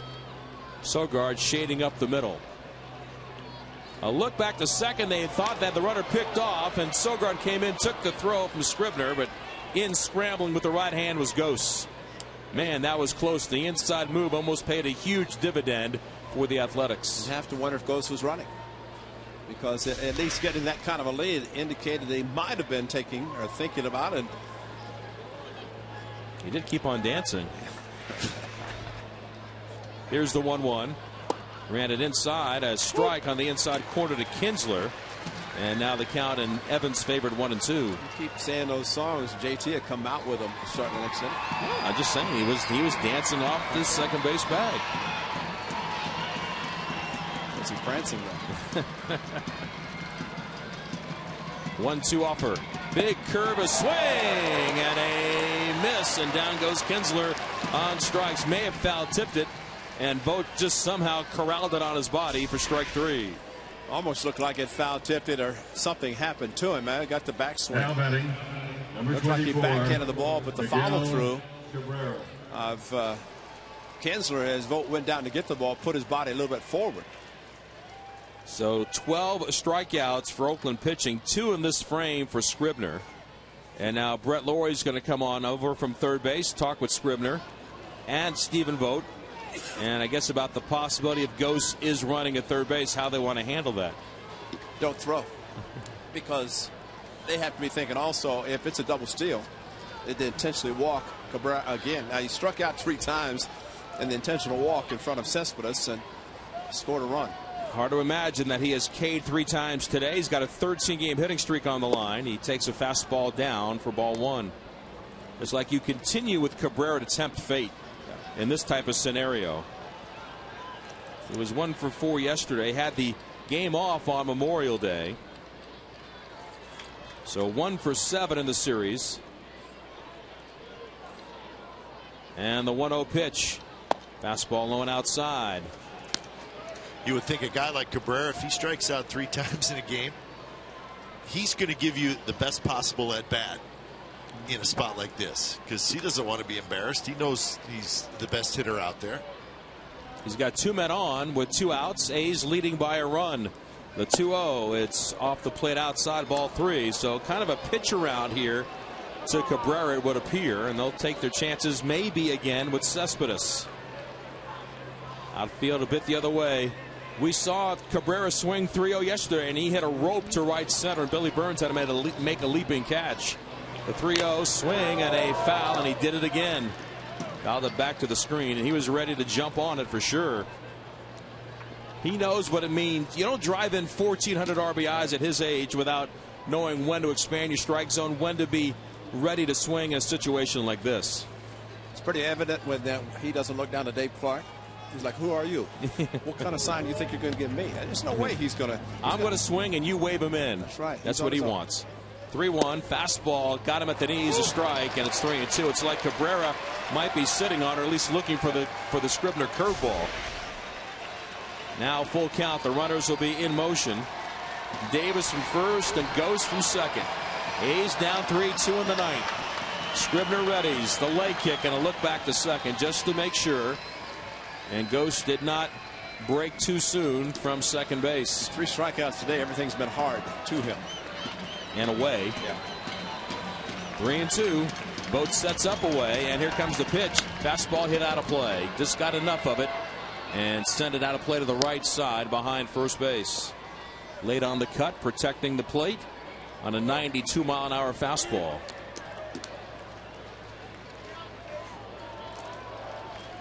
The A's will have Vogt, Butler, and Canna, and likely against Joaquin Soria. Scribner off the first base side of the hill, gets the sign, hides the baseball, payoff pitch, fastball lined again, and this one a little closer to staying in play as he shot it right through the Tigers bullpen up the right side. It stays at 3-2, a 7-pitch at bat so far between Cabrera and Scribner. And you see him foul a ball down there, you think, wow, he's a little late, but he just waits as long as he can. And if he has to, he'll foul it over there and wait for another pitch. Probably still waiting for the curveball. He's trusting that he can do that. Once again, Scribner, a 3-2 pitch, and it's on its way. Fastball fouled back. And it stays at 3-2. So he's about zeroed in on the fastball at this point. So. But the 2 strikeouts have been up and away. One that Casimir is supposed to be inside, left it outside and up, and then got him another high fastball. And surprisingly, the changeup got him in the second at bat from Casimir. Another payoff pitch to Cabrera, and Scribner delivers. Curveball swung on a roll to short. Picked up by Simeon. Throws to first in time. Inning over. Scribner wins the battle against Cabrera and the Tigers in the top of the 9th inning. No runs a hit. They leave 2. 1 will tie it, and 2 will win it. On to the bottom of the 9th. It's 3-2 Detroit.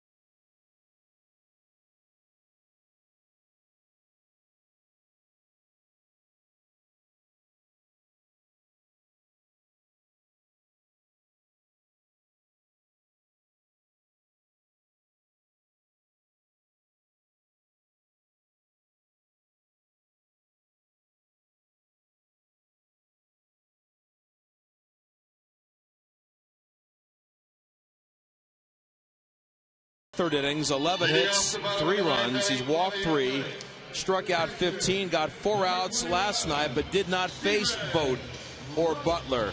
He did retire Josh Reddick, who batted for Mark Canha in last night's 8th inning. His one blown save, it was against the Astros. It was last Thursday, and he blew the save courtesy of a Preston Tucker home run. An overshift on Vogt as they move Romine between first and second base. First pitch in the bottom of the 9th, the fastball low and outside, ball 1. Vogt tripled into right field, just missed a home run in the 7th and later scored. It was his second triple of the year. It's a 1-0. Fastball strike on the outer half at 92. It's 1 ball and 1 strike. Well, at least his just missed home run turned into a triple. He scored for Billy Burns' just missed home run. Got a double and unfortunately stranded. That was the tying run at second. Butler on deck. Breaking ball ground to left side. Past the diving shortstop Machado, who's playing alone on that side, and Vogt's aboard with a base hit. So the tying run is on. And do you pinch run Andy Perino here?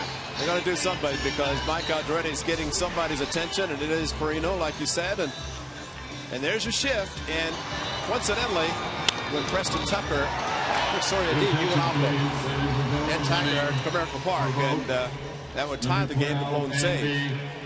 His first major league home run. So Stephen Vogt pulled a triple to right field. So there's your Alpo base hit. His second one today is 5th in the series. So Vogt is lifted. Perino to pinch run, and here comes Billy Butler. The A's down by a run in the bottom of the 9th, trying to get to Soria and the Tigers to win the series. Billy today a quiet 0 for 2 with a walk. Struck out swinging his last time up, and that was against Al Albuquerque on one slider after another. First pitch, a fastball grounded right at the plate, and it is strike 1. Looked like he was trying to pull a ball in the huge hole on the left side with Romine guarding the line at third, creating a huge gap between third and short. Billy usually goes opposite field, and they are playing him to right field with Golson center, actually right center. Rajay Davis was checking his sunglasses, or at least the eyes, to see if he needed sunglasses or more. Perino steps away. 0-1 pitch swung on and dribbled right toward the A's dugout. It's 0-2. And there's some room between Cabrera holding Perino and Kinsler on the right side as well. Billy has been a bit anxious in this at bat, swinging at the first pitch. He's seen strike 1 in all 4 of his plate appearances today. The 0-2 pitch swung on high, pop up, first base side and foul ground. Over for a look is Cabrera. We could see the sunglasses shining through the brightness of today, and it lands about 4 rows deep. It stays at 0-2. You know, the interesting thing here with Butler hitting behind Vogt and a pinch runner put in for Vogt, you hope that Billy Butler, if he finds a ground ball, he wants it to hole so that Perino can go to third base, because otherwise it's a ground ball at somebody, pretty good chance it's going to be 2. Outfield is deep, goes toward right center. Another toss over to first base. Perino back over safely. The A's have not had a last at-bat win in 2015. They had 24 of those a year ago. Another move to first base. A little quicker spin that time by Soria. Was a closer for a number of years with the Royals, and then went to Texas. Underwent Tommy John surgery, and last year he was traded midway through the year. The 0-2 fastball is high, and it's 1 ball and 2 strikes. That's a quick pitch, and that is looking the runner back and then coming to set and barely stopping. That's just a good job of a closer, because typically closers don't have very good moves in holding runners at first. He did that last night as well against the A's. 1-2 pitch, curveball hit toward left center field. Chasing back Cespedes toward the track, in position, makes the catch. Perino 2/3 towards second base, has to retrace his steps, as Billy gave it a long run, but it stays in the ballpark. There's 1 out, and Mark Canha is due. Nice job by Cespedes too. He got back, and as he's getting ready to catch it, he's thinking about the possibility of the guy tagging up from first to second, even though that probably wasn't going to happen. But he set up to be able to quickly throw it back in. So pretty good alert defense by Cespedes. Canha, his 3rd plate appearance today, did not start the game. Max Muncy began the game at first base. Mark a sac fly his last time up. A's down 3-2 in the ninth. And a slow breaking ball is outside, ball one. The one-run games have just driven the A's absolutely crazy. The A's 2-14 in one-run games.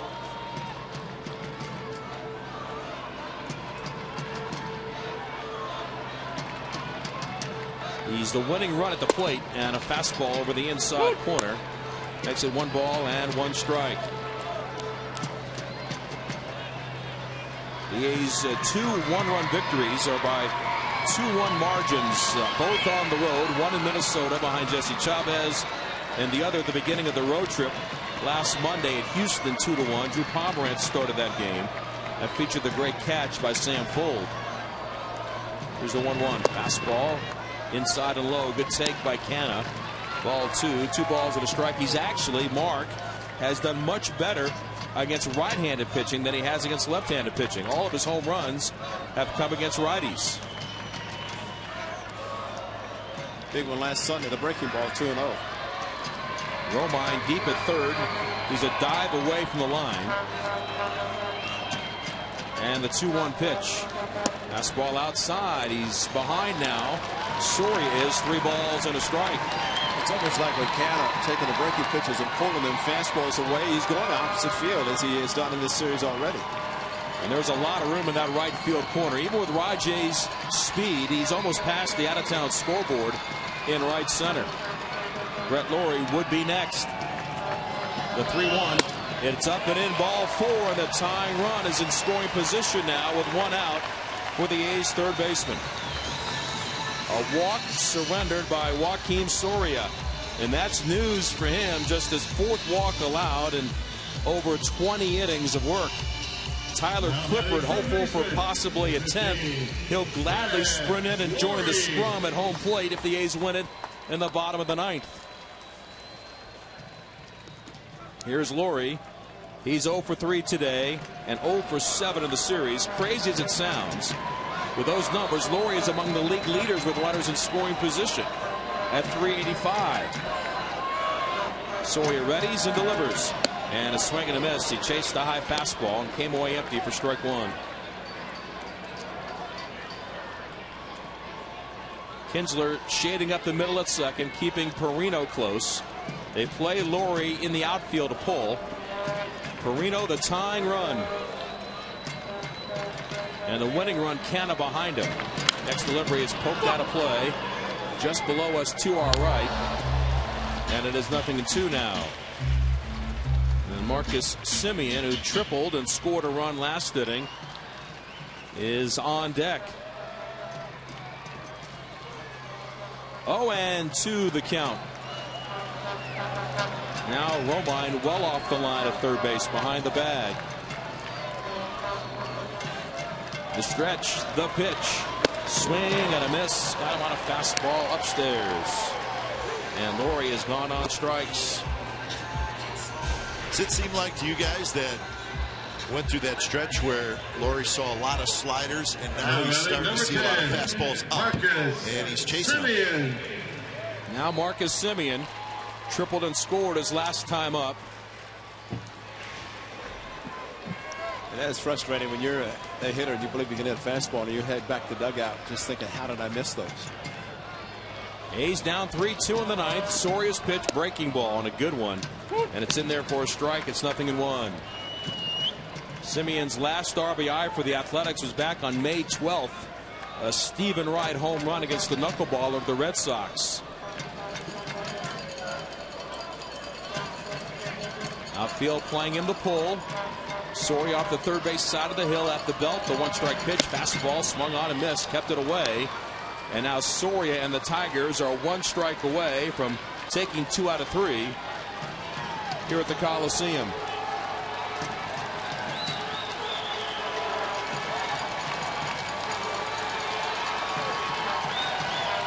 Holiday with the sign, the set by Soria, the 0-2. Slow curve, freezes Semien. He's gone a-looking.